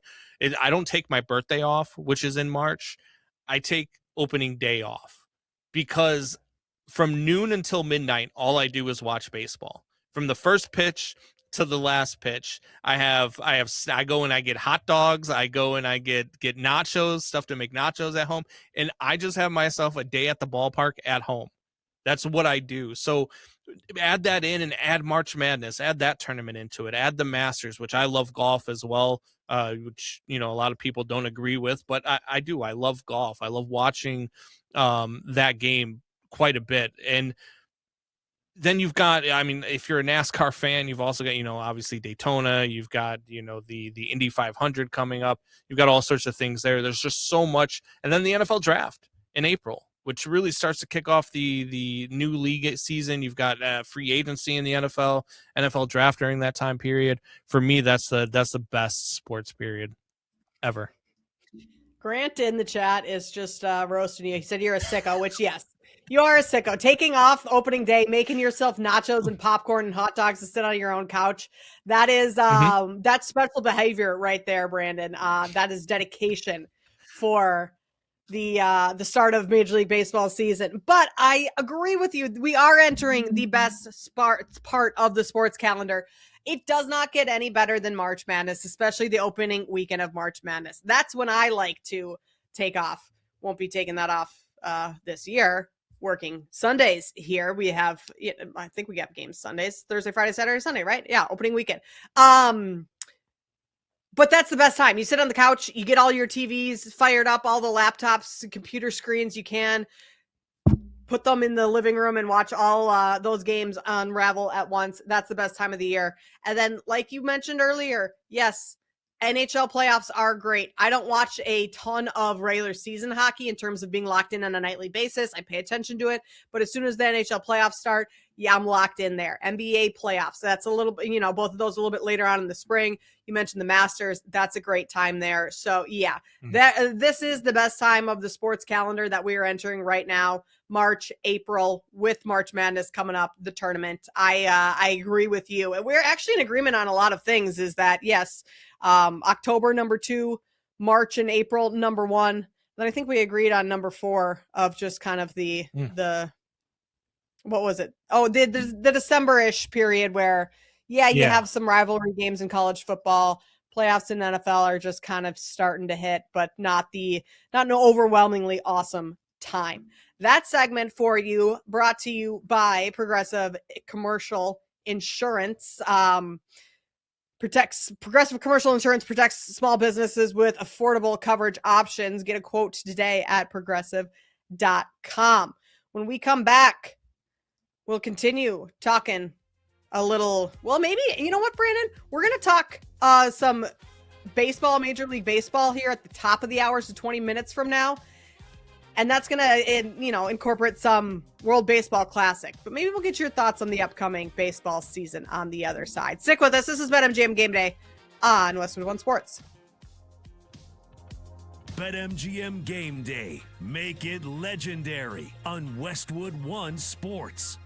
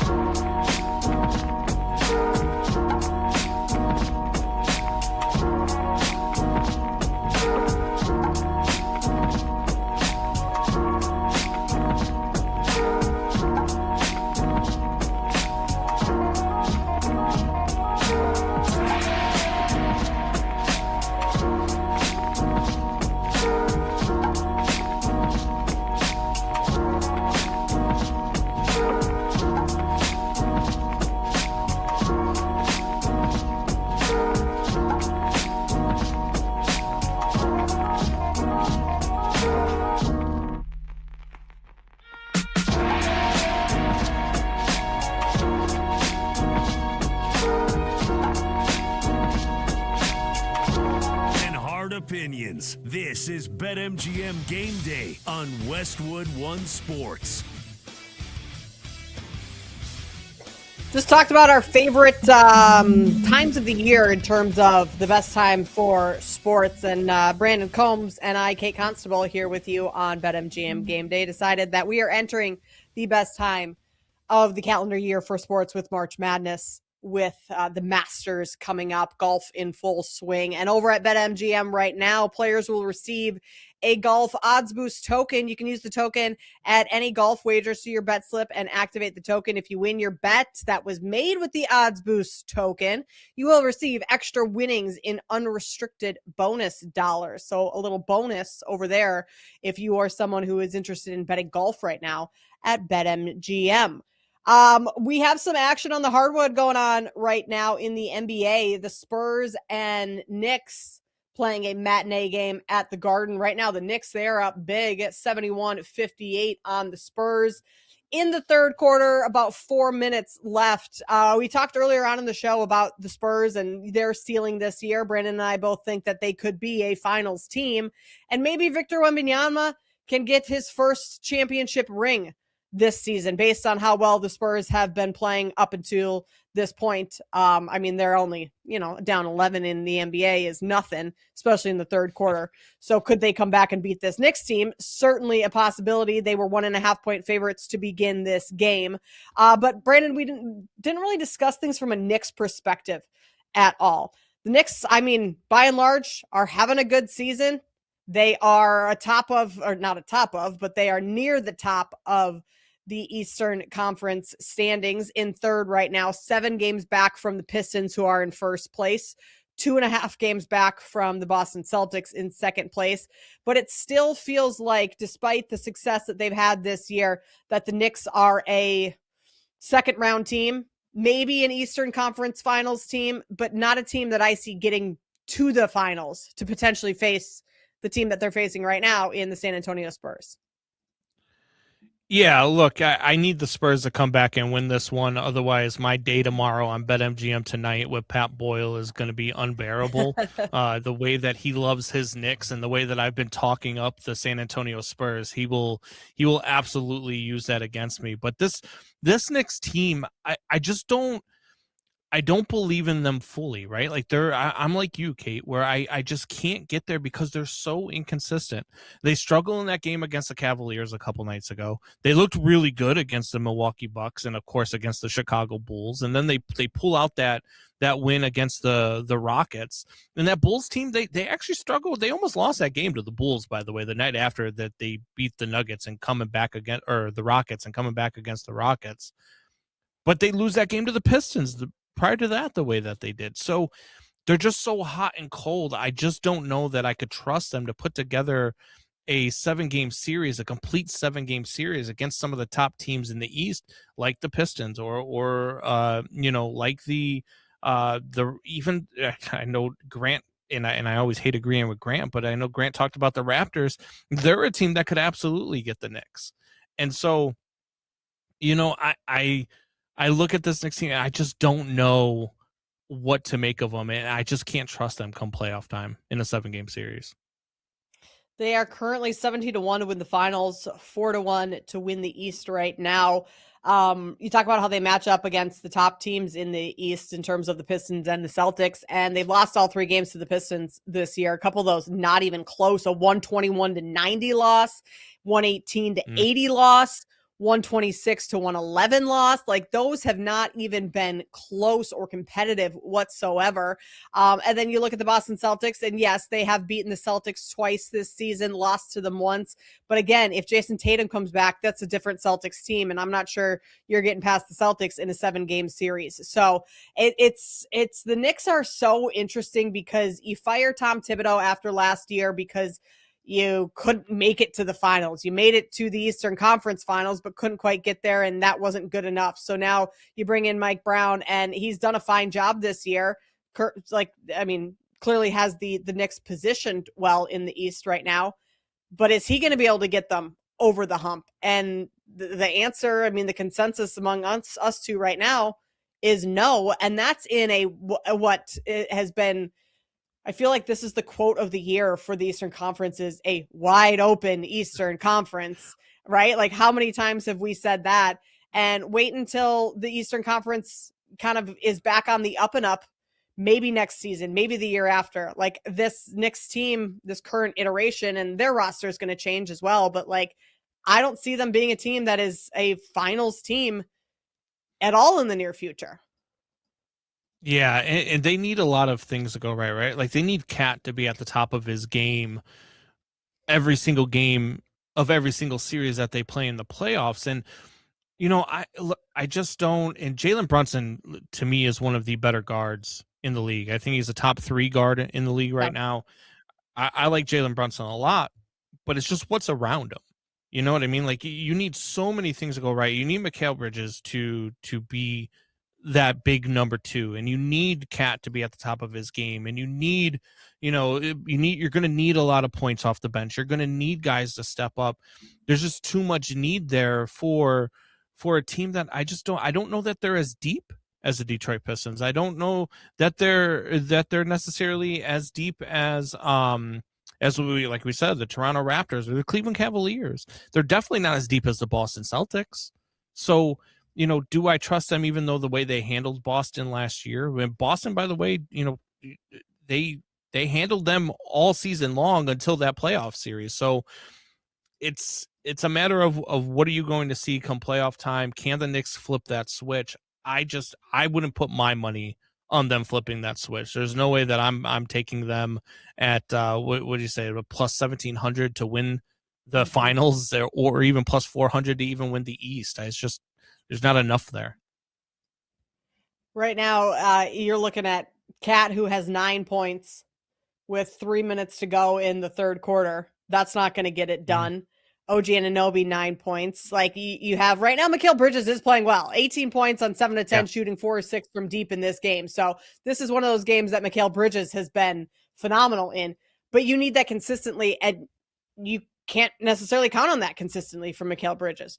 Brunson, yes, certainly you can. He's got 19 points right now. He's 4 of 7 from deep. He plays well seemingly every night. But to your point of the depth there, like, you don't have enough when Mitchell Robinson's giving you 4 points off the bench. You need a little bit more from your backup center. You need more from your shooter in Landry Shamet, who is 0 for 3 right now. And he's someone who can get hot, but you're not going to be leaning on Landry Shamet in the playoffs to bring you through. Like, that's not going to be something that ever happens. So, this Knicks team, not a recipe for success, huh?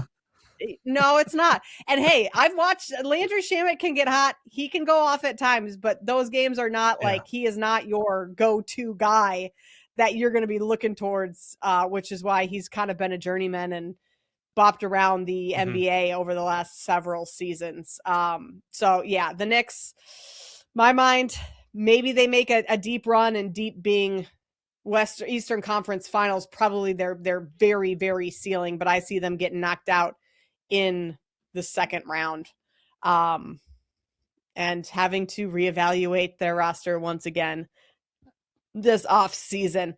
The Timberwolves and Nuggets are coming up here in about a half hour. That's going to be a great game. Denver at home in this one. They're 2.5-point favorites. Pistons and Magic should also be a pretty solid game. That one at 5 p.m. Central, 6 p.m. Eastern. Detroit 5.5-point favorite on the road in that game. And Detroit is coming off of a overtime comeback win over the Cleveland Cavaliers just the other night. So they are feeling themselves headed into Orlando. Coming up on the other side, our final hour of the show, Brent McGuire is going to join us. He's a writer and researcher for MLB.com. He'll talk World Baseball Classic and the upcoming MLB season next here on BetMGM Game Day.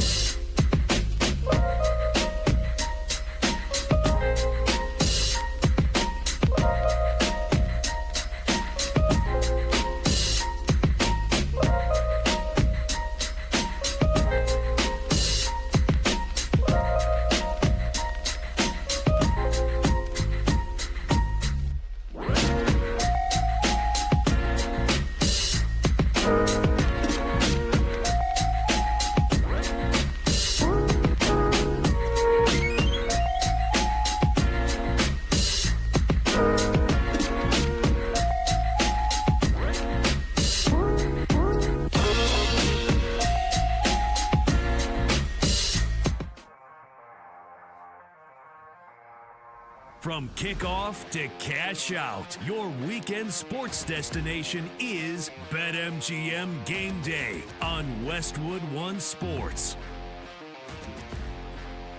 World Baseball Classic, just days away. Teams are already, Major League Baseball teams, that is, already underway at spring training in Arizona and Fort Myers and all the warm places that us in the Midwest wish we could be in right now. But the World Baseball Classic, an exciting time that we don't get every single year. So that's happening March 5th is when that kicks off. We were hoping to talk to Brent McGuire of MLB.com and get his thoughts on that, but having a hard time getting him on the phone. So we will continue to try that. In the meantime, earlier on in the show, we did a little segment that we do here on BetMGM Game Day every Sunday called Zach Knows Ball. Our producer, Zach Kroll, is a college basketball guru, junkie, whatever you want to call it. And we pick his brain on what's going on in college basketball. Well, the producer of BetMGM Tonight, weekdays, Monday through Friday, Brandon Combs, is filling in today as my co-host for Chris Mack. And Brandon knows baseball. So we are on the fly doing a fun segment here of Brandon Knows Baseball because he's said throughout the show multiple times that he is a sicko when it comes to baseball. Now, as I'm saying this, Brandon, we're going to pivot once again because we do have Brent on the phone here. And so we're going to get his take first, and then we will dive into some of yours. So Brent McGuire, we appreciate you joining us, writer and researcher for MLB.com. Like I mentioned, World Baseball Classic coming up, and we have some big names participating this year. Aaron Judge, Paul Skeens, Skubal. What's the difference this year in terms of the buy-in for players wanting to play in the World Baseball Classic? I think the biggest thing that we've seen is a lot of players, especially on the U.S. team, have said that they watched the Japan-USA finals in 2023. They saw the Ohtani-Trout matchup. They saw how many fun moments there were throughout the tournament, and they wanted to be a part of it. And, I mean, we've seen these rosters. We've seen just the sheer star power, not just on the U.S. roster. I mean, Venezuela's roster, the Dominican Republic roster, they might have the best lineup in this entire tournament. It feels like this was a long time coming, and the 2023 tournament seemed to be that pivotal moment where there was that full buy-in, and we see it on the rosters this year. And I think this is a really good thing for the sport of baseball and growing it and just putting it, on the national stage. Yeah, look, when we talk about the World Baseball Classic, Brent, one of the things that is kind of caught my ire here lately is the Tarik Skubal stuff, right? Only pitching one game for Team USA reportedly. Was this something the team knew about beforehand, or was this something that just came up recently? Because I have to be honest, as great as Skubal is, I feel like this is a waste of a roster spot for Team USA. Yeah, so based on what he said to reporters earlier this week, again, his words, he did not want this to be some big distraction. He just wanted to be a part of the roster. My understanding is, though, if once he makes his start, they'll be able to replace him with someone else. So behind him on that roster, we've got Paul Skeens. He's already said that he's going to make multiple starts if they go far. I would imagine that someone like Logan Webb will make multiple starts if he needs to. Joe Ryan, I know, dealing with a minor injury issue right now, but I mean, there's no shortage of guys who can make starts for Team USA.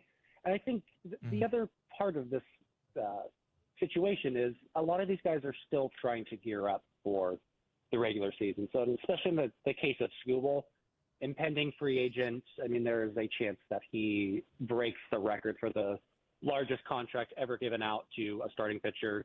The Tigers are expecting to make a deep playoff run this year. I think there's just a little bit of cautiousness with Skubal. So I don't disagree. It did seem like at first that he was going to make a couple of starts, but it does sound like that first start is going to come pretty early in the tournament. The U.S. Obviously had a great run in the last World Baseball Classic. I mean, losing in the championship game, not ideal. But what's the pressure level for Team USA this year? Is it, with a lot of those all-star names on the roster this year, like championship, winning this whole thing, or it's a disappointment? Yeah, I mean, again, you look at the roster, there's no reason why this team couldn't win the tournament. And at the very least, they've got to be playing in the finals. Yes, there are other very talented teams in this pool, but yeah, there was full buy-in on both the pitching side of things, the hitting side of things. I know we've touched on the pitching, but like the lineup's got Cal Raleigh and Aaron Judge and Bobby Witt Jr. I mean, there's just no shortage of all-star talent throughout the lineup. So yeah, I mean, I think this team can make it to the finals, should probably win the whole thing. But again, some other really good teams in this tournament, so we'll see what happens. Yeah, so Brent, we have, let's take it to the major leagues, right? Let's go away from the World Baseball Classic here for a little bit.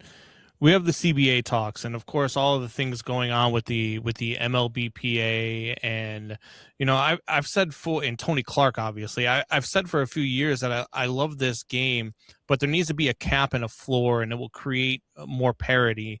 The owners reportedly want it. The players seem to say that there's zero chance of that, which is creating a buzz that there could be a lockout in December.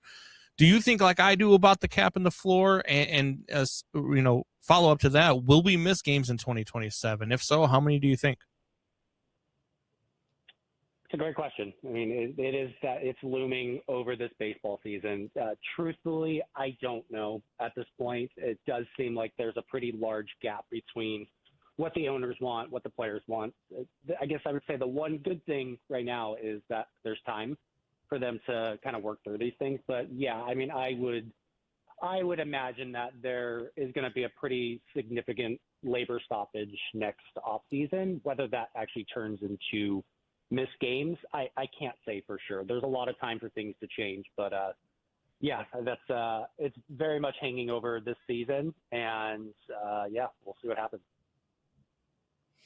Brent, Brandon and I are both based here in Chicago, and so we watch a lot of Chicago Cubs. Kyle Tucker no longer on the roster this year. They bring in Alex Bregman instead. I know different players overall, but like in terms of just their impact on the locker room, what does Bregman bring that Tucker didn't bring last year? I think when you look at those two guys, obviously both great players, some of the better players in baseball, but yeah, there's a very clear difference between the leadership styles. That's not to say that Kyle Tucker is not someone that's liked in the locker room, but it has been reported over and over again that Alex Bregman is one of the best clubhouse guys in the entire sport. And we've seen the impact that he's had in Houston. We saw what he did last year with the Red Sox, and there's countless players on the record talking about how big of an influence he is.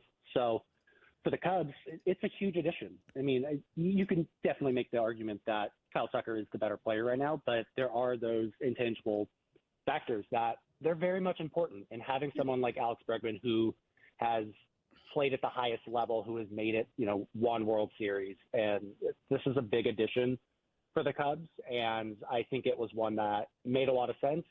To be honest with you, I was shocked that he didn't go back to the Red Sox. So I think that was a big win for the Cubs to kind of take advantage of that. Yeah, Brian, let's go to the season just a little bit here. Obviously, the Dodgers are everybody's favorite, as well as they should be, right? Because of how good they are, how well their roster is constructed, how much money they've put into it, and they've won the last 2 World Series. Give me a team, like I'm a big Cubs fan. I love this team. I love this roster. I think they can compete. Give me a team that you think can compete with this Dodgers team. Who can knock off the Dodgers? Who do you see really coming alive in the National League this season? As disappointing of a season as the Mets had last year, I look at the roster that they have and how different it looks, and I'm a big fan of kind of what they've done since the offseason started. I know there's these big changes. You never know, losing some of those big clubhouse guys, but I really like the addition of Bichette. I thought the Semien trade was a sound one. They needed to improve their defense. And I think the one thing that maybe is a little underrated with the Mets is that they have slowly built up one of the best pitching infrastructures in all of baseball. I know I'd mentioned Noah McLean earlier, but they've also got Jonah Tong as an option, and they've got a handful of other really interesting levels, arms in the upper levels of the minor leagues. And I think pitching is going to be their biggest X factor this year, and I think a lot of those young arms are going to be able to step up. And who knows, if they're in a position at the deadline where they still need to go acquire another big starter, they've absolutely got the pieces in place to do it. And I think the NL East is maybe a little bit more winnable than it was last year. The Phillies are still a very good team. It would not surprise me at all if they won the division again, but I do think that the Mets are very clearly a contender in the NL East, and I think they're going to have a lot of interesting pieces to be able to compete with the Dodgers.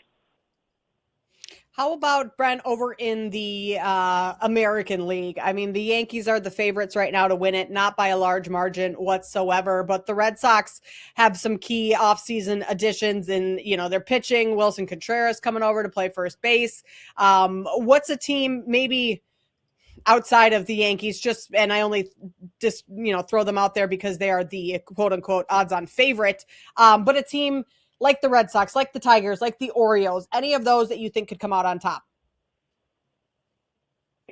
Yeah, the AL is a little more interesting to me. I think there are a lot of different teams that could make deep runs, especially in the AL East. I mean, you just listed some of those teams. You've got the Orioles and Blue Jays.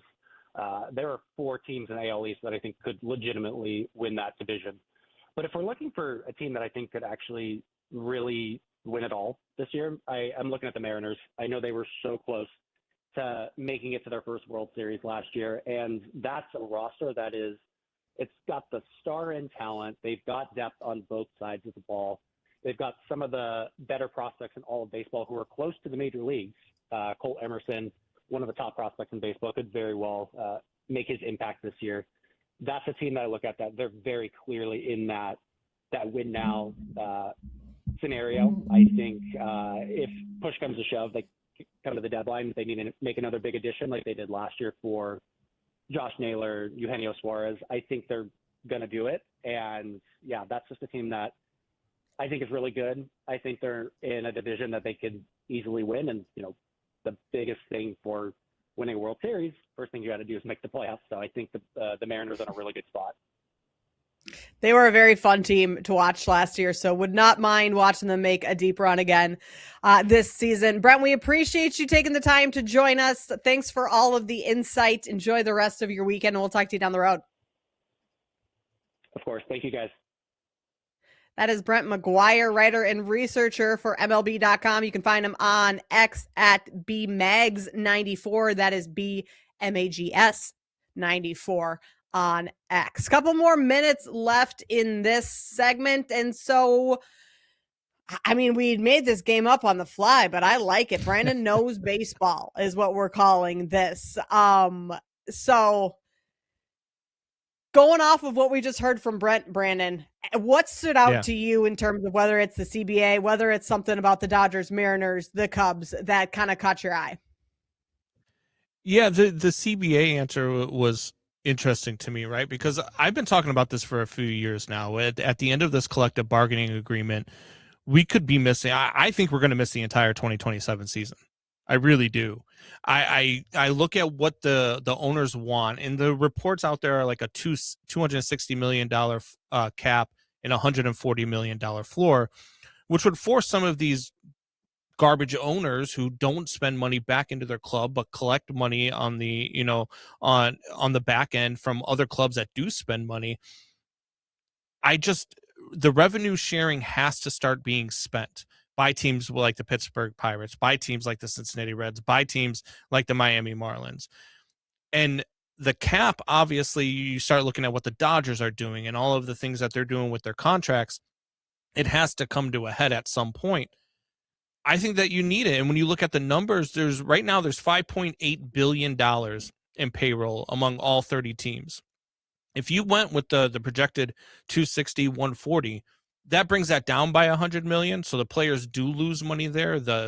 I guess somewhere in the middle guys probably lose a little bit of money, but your your lower end guys and your top end guys, they're still going to get paid about the same, because each team at 260, I believe there's 5 teams that are above 260 right now, or 10 teams that are above 260 right now, and 5 teams that are below the 140 floor. So when you start putting that into perspective, the one that I came up with was 300, 150, because then if you take those same averages, all of a sudden you're adding $1 billion in payroll, and you still have a cap, and you still have a floor, and you're forcing, and that just brings parity to the league. That brings parity to Major League Baseball. When all of a sudden, hey, you look at, I believe the roster I was looking at, I believe it was the Miami Marlins, who are like $90 million. Now all of a sudden they have to spend another $50 or $60 million. So hey, what does that get you? That gets you a Kyle Schwarber. That gets you a Bryce Harper. That gets you one of these top end guys, a Shohei Ohtani, where you can pay him $60 million, because now you're above that floor, and now he's making what he's making with the Dodgers, or he's making with other teams, and it forces those other teams like the Dodgers, who are so far above it, it forces them to come down a little bit. So now all of a sudden they're not going to have the top 10 or 9 or 10 guys on their payroll. They're going to have to share some of that with some of these lower teams. People will come back with, well, what if they missed the cap? Well, if they missed the floor, then what you got to do is you got to take away the revenue sharing, because all of a sudden, if these owners aren't given their share of the revenue sharing at the bottom, they're not going to be happy. So they're going to spend the money. I think we all too often in baseball, we spend time punishing the people that are spending too much money to win and be successful. But there's no punishments for the guys who aren't putting money back into their payroll. There's no, punishments for the Nuttings, for the Reinsdorf family. There's no punishments for these guys that don't put money back into their roster to be successful consistently. So that's why I think you're going to have a long layout. I think the owners really want this. I think the players don't want it, but I think if they look at it in the long run, if you get the right number, you could actually end up with more money in payroll. Would we be having these conversations if the Dodgers weren't as dominant as they have been over the last several years? And knowing how much they spend to be that dominant?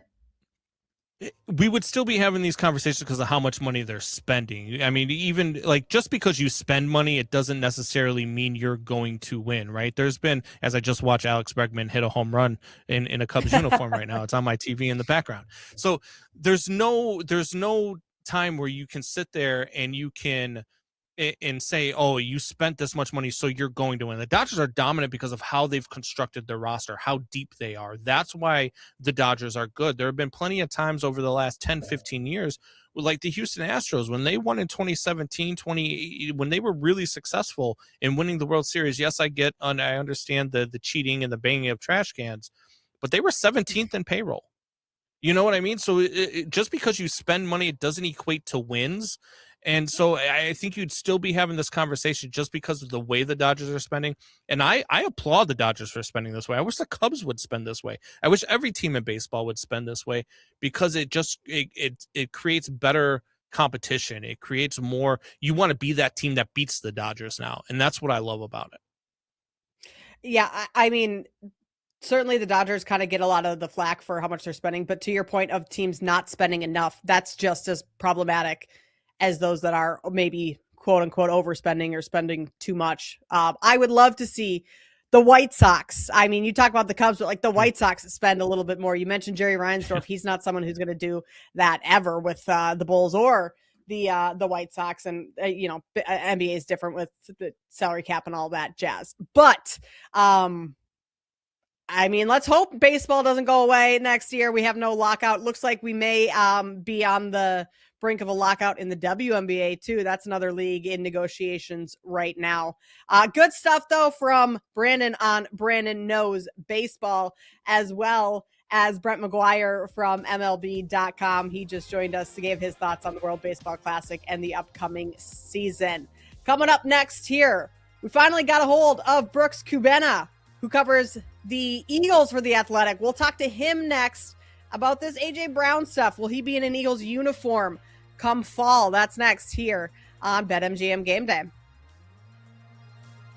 BetMGM Game Day, your weekend sports authority. Westwood One Sports.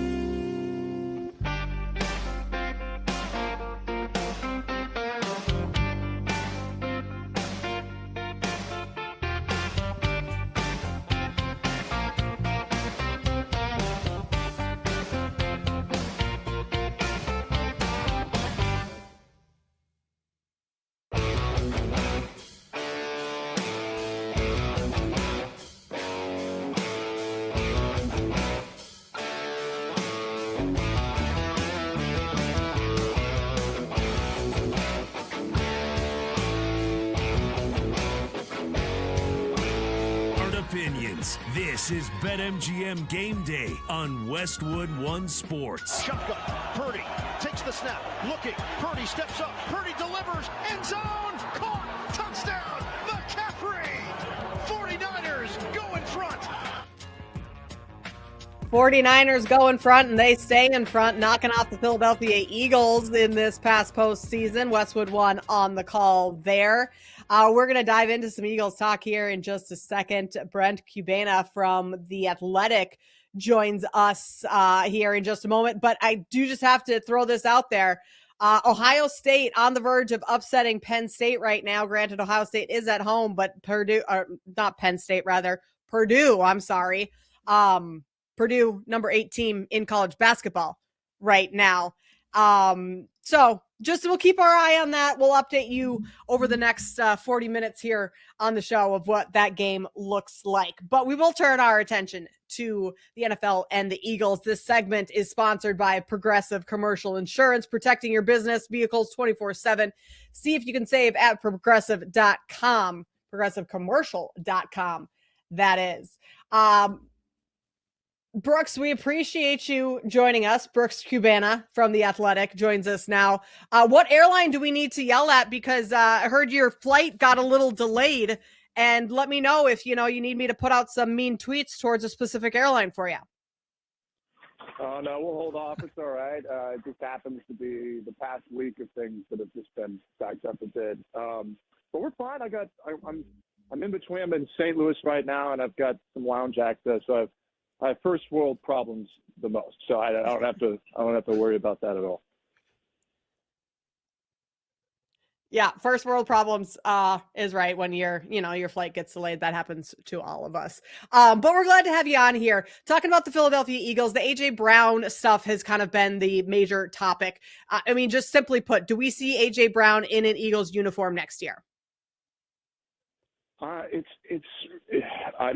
Either way would not surprise me by the season. Going into the off season, I'd covered him throughout the year, and it was very clear that during the season he made it clear that he was pretty miserable on the field.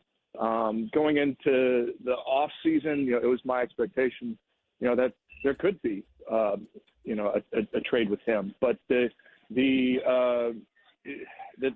thing going into the combine and hearing. I'm talking to Howie Roseman, and he said this to several outlets at this point. But it's pretty clear that they really want him in Philadelphia. The Eagles know what kind of asset he is on the field. They've got a new offensive coordinator in Sean Mannion. They believe that system can work really well when you have a star like A.J. Brown. And the question is if A.J. Brown has the same perception, if he has the same perspective, and he hasn't made that publicly known at this point. But from what I understand at this point, is like the Eagles, they're not going to part with A.J. Brown if there's not a compensation that makes sense in the other way. There are teams that have expressed interest. There's things that are in the market for a guy like A.J. Brown. But the question is, will they have the right trade package that makes sense for the Eagles? Howie Roseman's not just going to let a 3-time All-Pro wide receiver leave the building without something that makes that equation make sense. Now, if there's something that does come through, then I would expect that might actually make sense for the Eagles. I do know that from watching and covering them over the years that it's been great that they've had this dynamic duo between A.J. Brown and Devontae Smith, but Devontae Smith throughout that time has been kind of this 1A and 1B situation. He could be, in my opinion, a number one receiver on any team.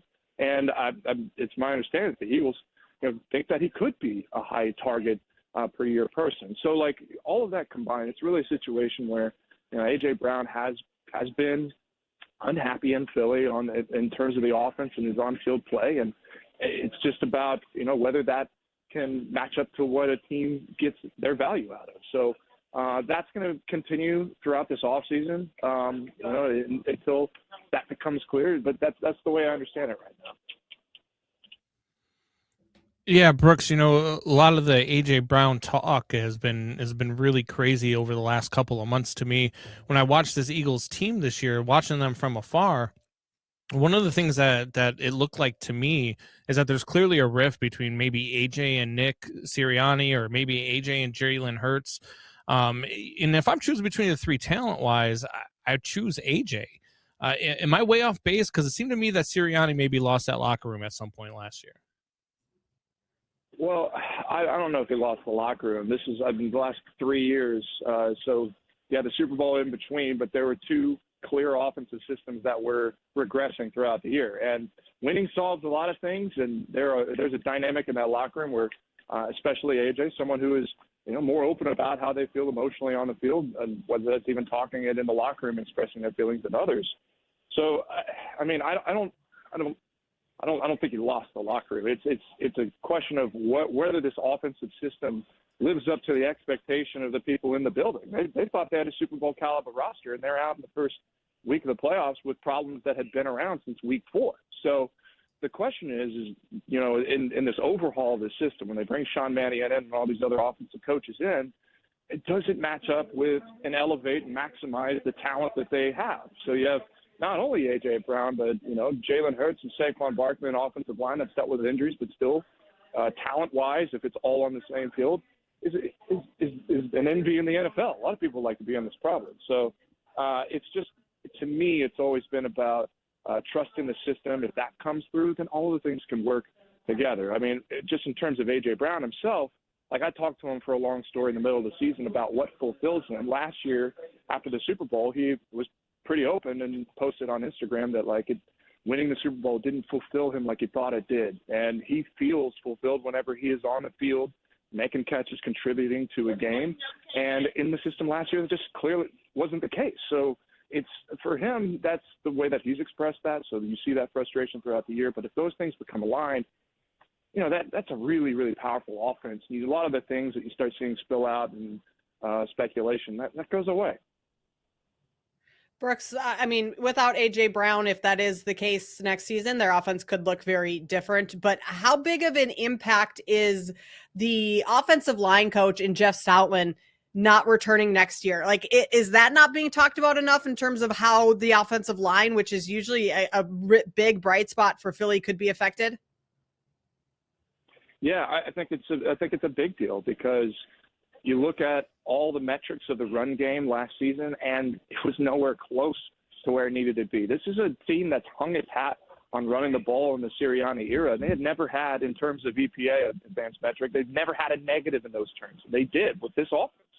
So, I mean, Jeff Stoutland has been there for 13 years, and a person that is widely respected in league circles. And what they were trying to do throughout the season was advancing towards a little bit more of a zone scheme in terms of blocking. And Jeff Stoutland throughout his career had been more of a vertical blocking type of scheme. So right there, to make a change, it was going to be unpopular in Philly. And how that was handled doesn't look like that was handled well. And going into this now, with this change, to me, it makes sense in terms of what they're trying to do. They're trying to adopt more of the Shanahan principles, more of the zone blocking schemes. You're seeing that with the position coaches that they've hired. But that entire news there is more of a signal of what this offense is going to transform into than anything. So that the Jeff Stoutland moving on from him is a big story, perhaps the biggest about what's going on with the Eagles right now, because of all he's meant to the Eagles, all he's meant to Philadelphia, the standard on the offensive line, which was a perpetual line of all pros and Pro Bowlers. This is the sign of a considerable shift. Whether that's going to work is the question right now, because you look at the offensive coaches that they brought in, and it's fair to say that they haven't been successful lately. Sean Mannion's only been coaching for 2 years. Chris Cooper was an offensive line coach of the Vikings. His contract was not renewed. The run game coordinator, Ryan Mahaffey, was a wide receiver coach and hasn't had direct impact on the interior line in several years. So the question is, all right, so it's not recent success. They're chasing concepts and ideas and bringing them into a building with advanced talent and a coach, Nick Sirianni, who's been pretty good over the course of his career at collaborating good ideas. You saw it with Kellen Moore and Shane Steichen before. Is that collection of concepts enough to get them back towards a Super Bowl run or not?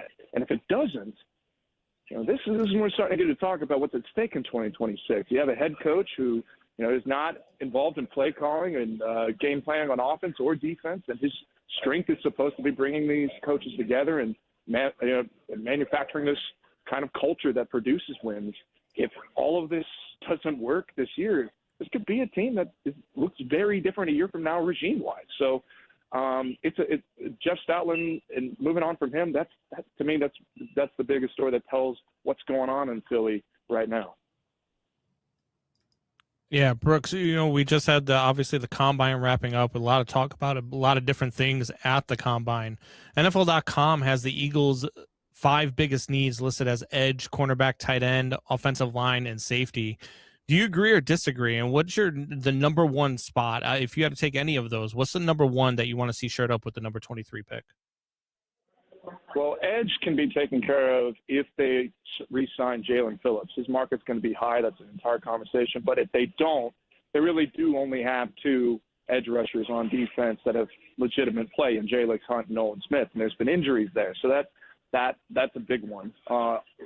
Offensive line, for me, the question right now, I don't think it's an immediate need for this season, especially with Lane Johnson coming back for his 13th season with the Eagles. He's had injuries, but if he's on the field, he's played at an all-pro level. But the reason offensive tackle is a big deal because they have to prepare for the day that Lane Johnson's not there. Perhaps he gets another injury. What's their depth like?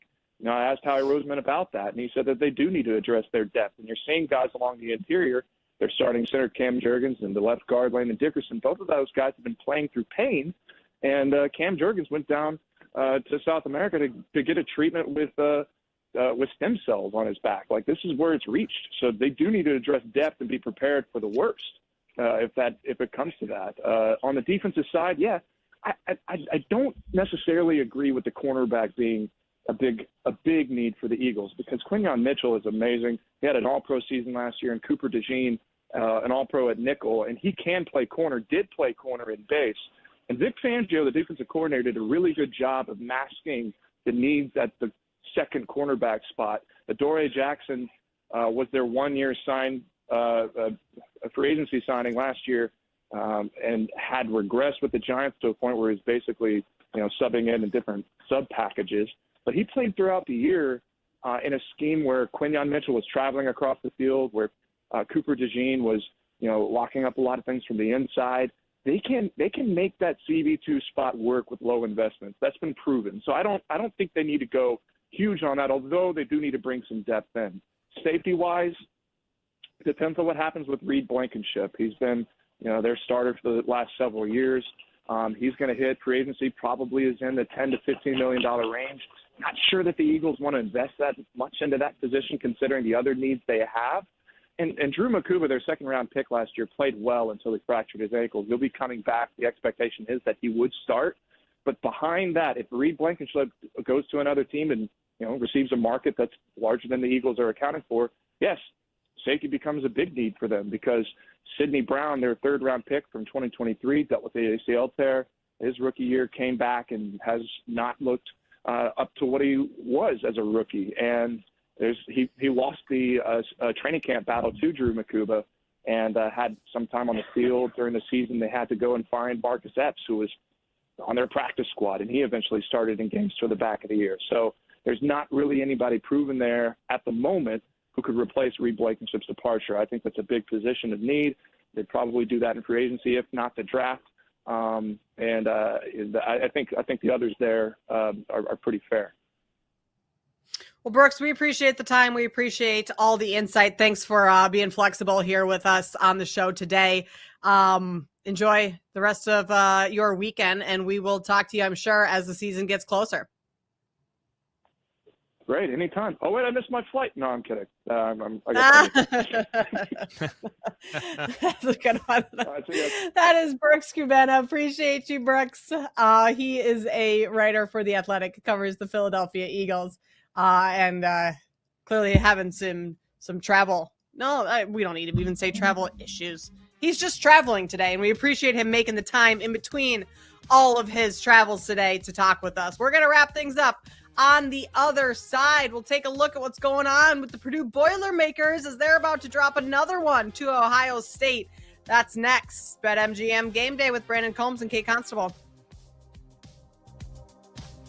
This is BetMGM Game Day nationwide on Westwood One Sports.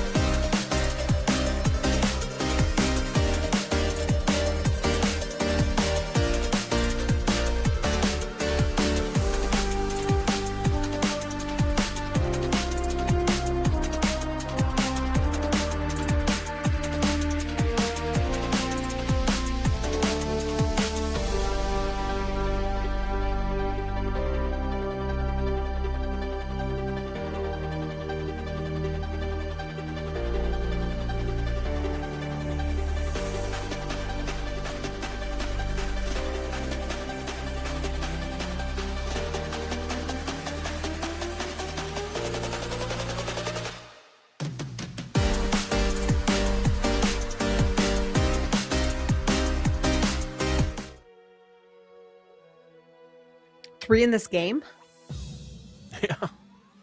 Your edge for That's the only spring weekend training, slate. still. BetMGM Game Day continues on Westwood One Sports. Okay, Constable Brandon Combs wrapping things up here on BetMGM Game Day on Westwood One Sports. Knicks and Spurs just wrapped up. Knicks got the big win, 114-89. Victor Wembanyama had himself quite a game, 25 points, 13 boards, 4 blocks. That's a pretty standard stat line for Wemby. He was a minus 15, though, in the plus-minus category. Over on the Knicks side, it was Mikal Bridges with the big performance today. 10 of 17 from the field, 5 of 9 from deep. Jalen Brunson also added 24 points as well on 4 of 7 from deep. So Mikal and Jalen shot well from behind the arc. Outside of that, it was a rough 3-point shooting performance from the Knicks. Either way, they get the W. We have Wolves and Nuggets tipping off right now. Pretty good slate of NBA games this afternoon and into the evening. Bucks and Bulls also going on right now. Milwaukee's up 10-6. That game just underway. And then Cavs Nets also underway. Cavs up 7-1 over the Nets. You can almost expect a blowout there with any game that the Brooklyn Nets are playing in. Over on the college side, Brandon, we talked about this game just a little bit earlier and more so talked about the fact that Purdue has not quite been the Purdue juggernaut that we've seen in previous seasons, and most notably in Mackey Arena, where they recently just lost to Michigan State. They were on the road today playing at Ohio State, so the whole Mackey Arena narrative kind of goes away. But they just got upset, or at least will be, the 8 seconds left in that game, and Ohio State is up 9, 80-71 on Purdue. Like, what do we make of this Purdue team going into the tournament? The inconsistencies is very concerning. Yeah, this is a team that a lot of people are going to look at to get knocked out early in the tournament. If they could surprise you, they could be a team, this team's good enough. They could be a team that plays deep into this tournament. They could be a team that is in the Elite Eight. They could be a team that makes a run to the Final Four. But nobody's going to pick that. And rightfully so, because this team has not proven that they can win big games. They have not proven that they can beat good teams. They have not proven that they can stay consistent enough to be a team that wins the national championship. This is a team that I'm going to look at. It depends on how the bracket falls, but I definitely, I don't have them going very far in the Big Ten tournament, let alone the March Madness tournament. I would say they're a team that in the first weekend could be a big upset, depending on how the bracket falls. 22-6 right now, about to move to 22-7, which is not great for Purdue. They have Northwestern at Northwestern, and then they finish up hosting Wisconsin, their final 2 games before the Big Ten tournament kicks off in a few weeks here in Chicago. But remember that there is no better place to be during March matchups than Vegas. This year, college basketball fans can win a VIP trip to the Court of Legends event featuring the Cavender twins. Simply play sports bets, and your position on the leaderboard will determine if you win one of the 25 grand prizes. All you have to do to enter, just sign into your BetMGM account, opt into the promotion, then start placing your bets of at least $10. That helps you climb up the leaderboard. Make this March one to remember. Join the Court of Legends leaderboard and make it legendary. The Cavender twins, pretty good basketball players in their own right at Miami. A couple other stops for them along the way. Tomorrow, college basketball slate, not huge in terms of top 25 matchups, but we do get a Duke-NC State in-state rivalry game as the Blue Devils travel to take on the Wolfpack. Duke 9.5-point favorites in this one. Just kind of looking at what Duke has done recently, the 9.5 felt a little light, seeing as Duke just beat Virginia 77-51, and NC State's coming off an overtime loss to Notre Dame, and that is a team that Duke just beat last week by 44. So the 9.5 feels a little light, but this is one of those games where NC State takes Duke very seriously. and they take this matchup very seriously. And so funky things, this is one of those games where just funky things happen. And I don't think by any means NC State is going to upset Duke. But in terms of covering, this is a game that I don't feel comfortable backing Duke. I also, Brandon, I'm not sure I feel comfortable backing NC State. This is just has to be a stay away and maybe just watch and enjoy game for me. Yeah, no, absolutely. Because this is a Duke team that could win this game by 60. This Duke team could absolutely show up and just annihilate them, or they could not take NC State seriously, and then they can end up in a tight fight. I would probably stay away from this one too. This is going to be a fun game to watch, man. Anytime Duke is on the court, this Duke team is really, really good. There's a reason why they are plus 350 right now at BetMGM to win the Natty, right? And to be honest with you, this might be the best number you get for Duke, because once that bracket falls, and if they have a light side of the bracket, that number is going to go down. If you can get Duke at plus 350 right now, I would take Duke at plus 350 right now, because they are a team that could absolutely run the table. And this game against NC State is going to be fun. In-state rivalry, always a lot of fun. But this Duke team, man, Boozer, just a ton of fun to watch every single night. I think that's a great point that you're probably not getting a better number on Duke as we get deeper into the month of March.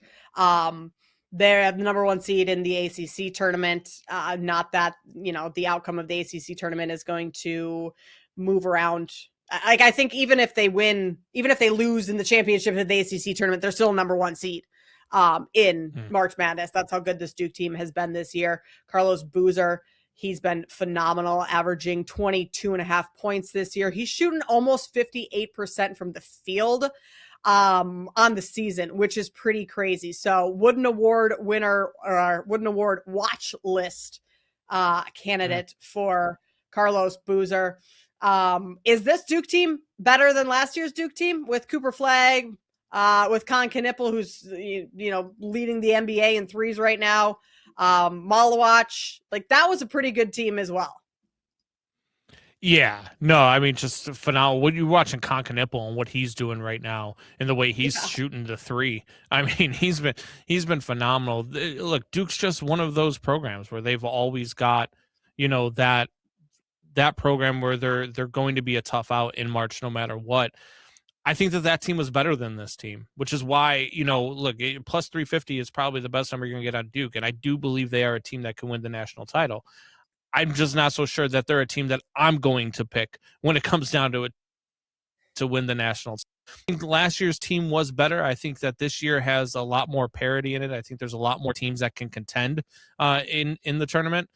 But, this team, man, with Boozer, with everybody that they have around him, it's just fun to watch. Yeah, we are in for a treat coming up with March Madness right around the corner. It being March 1st right now, we're almost there. That's going to do it for us here on BetMGM Game Day. Thanks to our guests, Chris Solari, Brooks Cubana, and Brett McGuire for joining us. For everyone behind the scene, Grant, Max, and Zach, appreciate all your hard work today. Brandon Combs, thanks for filling in. I am Kate Constable. Josh Graham is up next here on Westwood One Sports.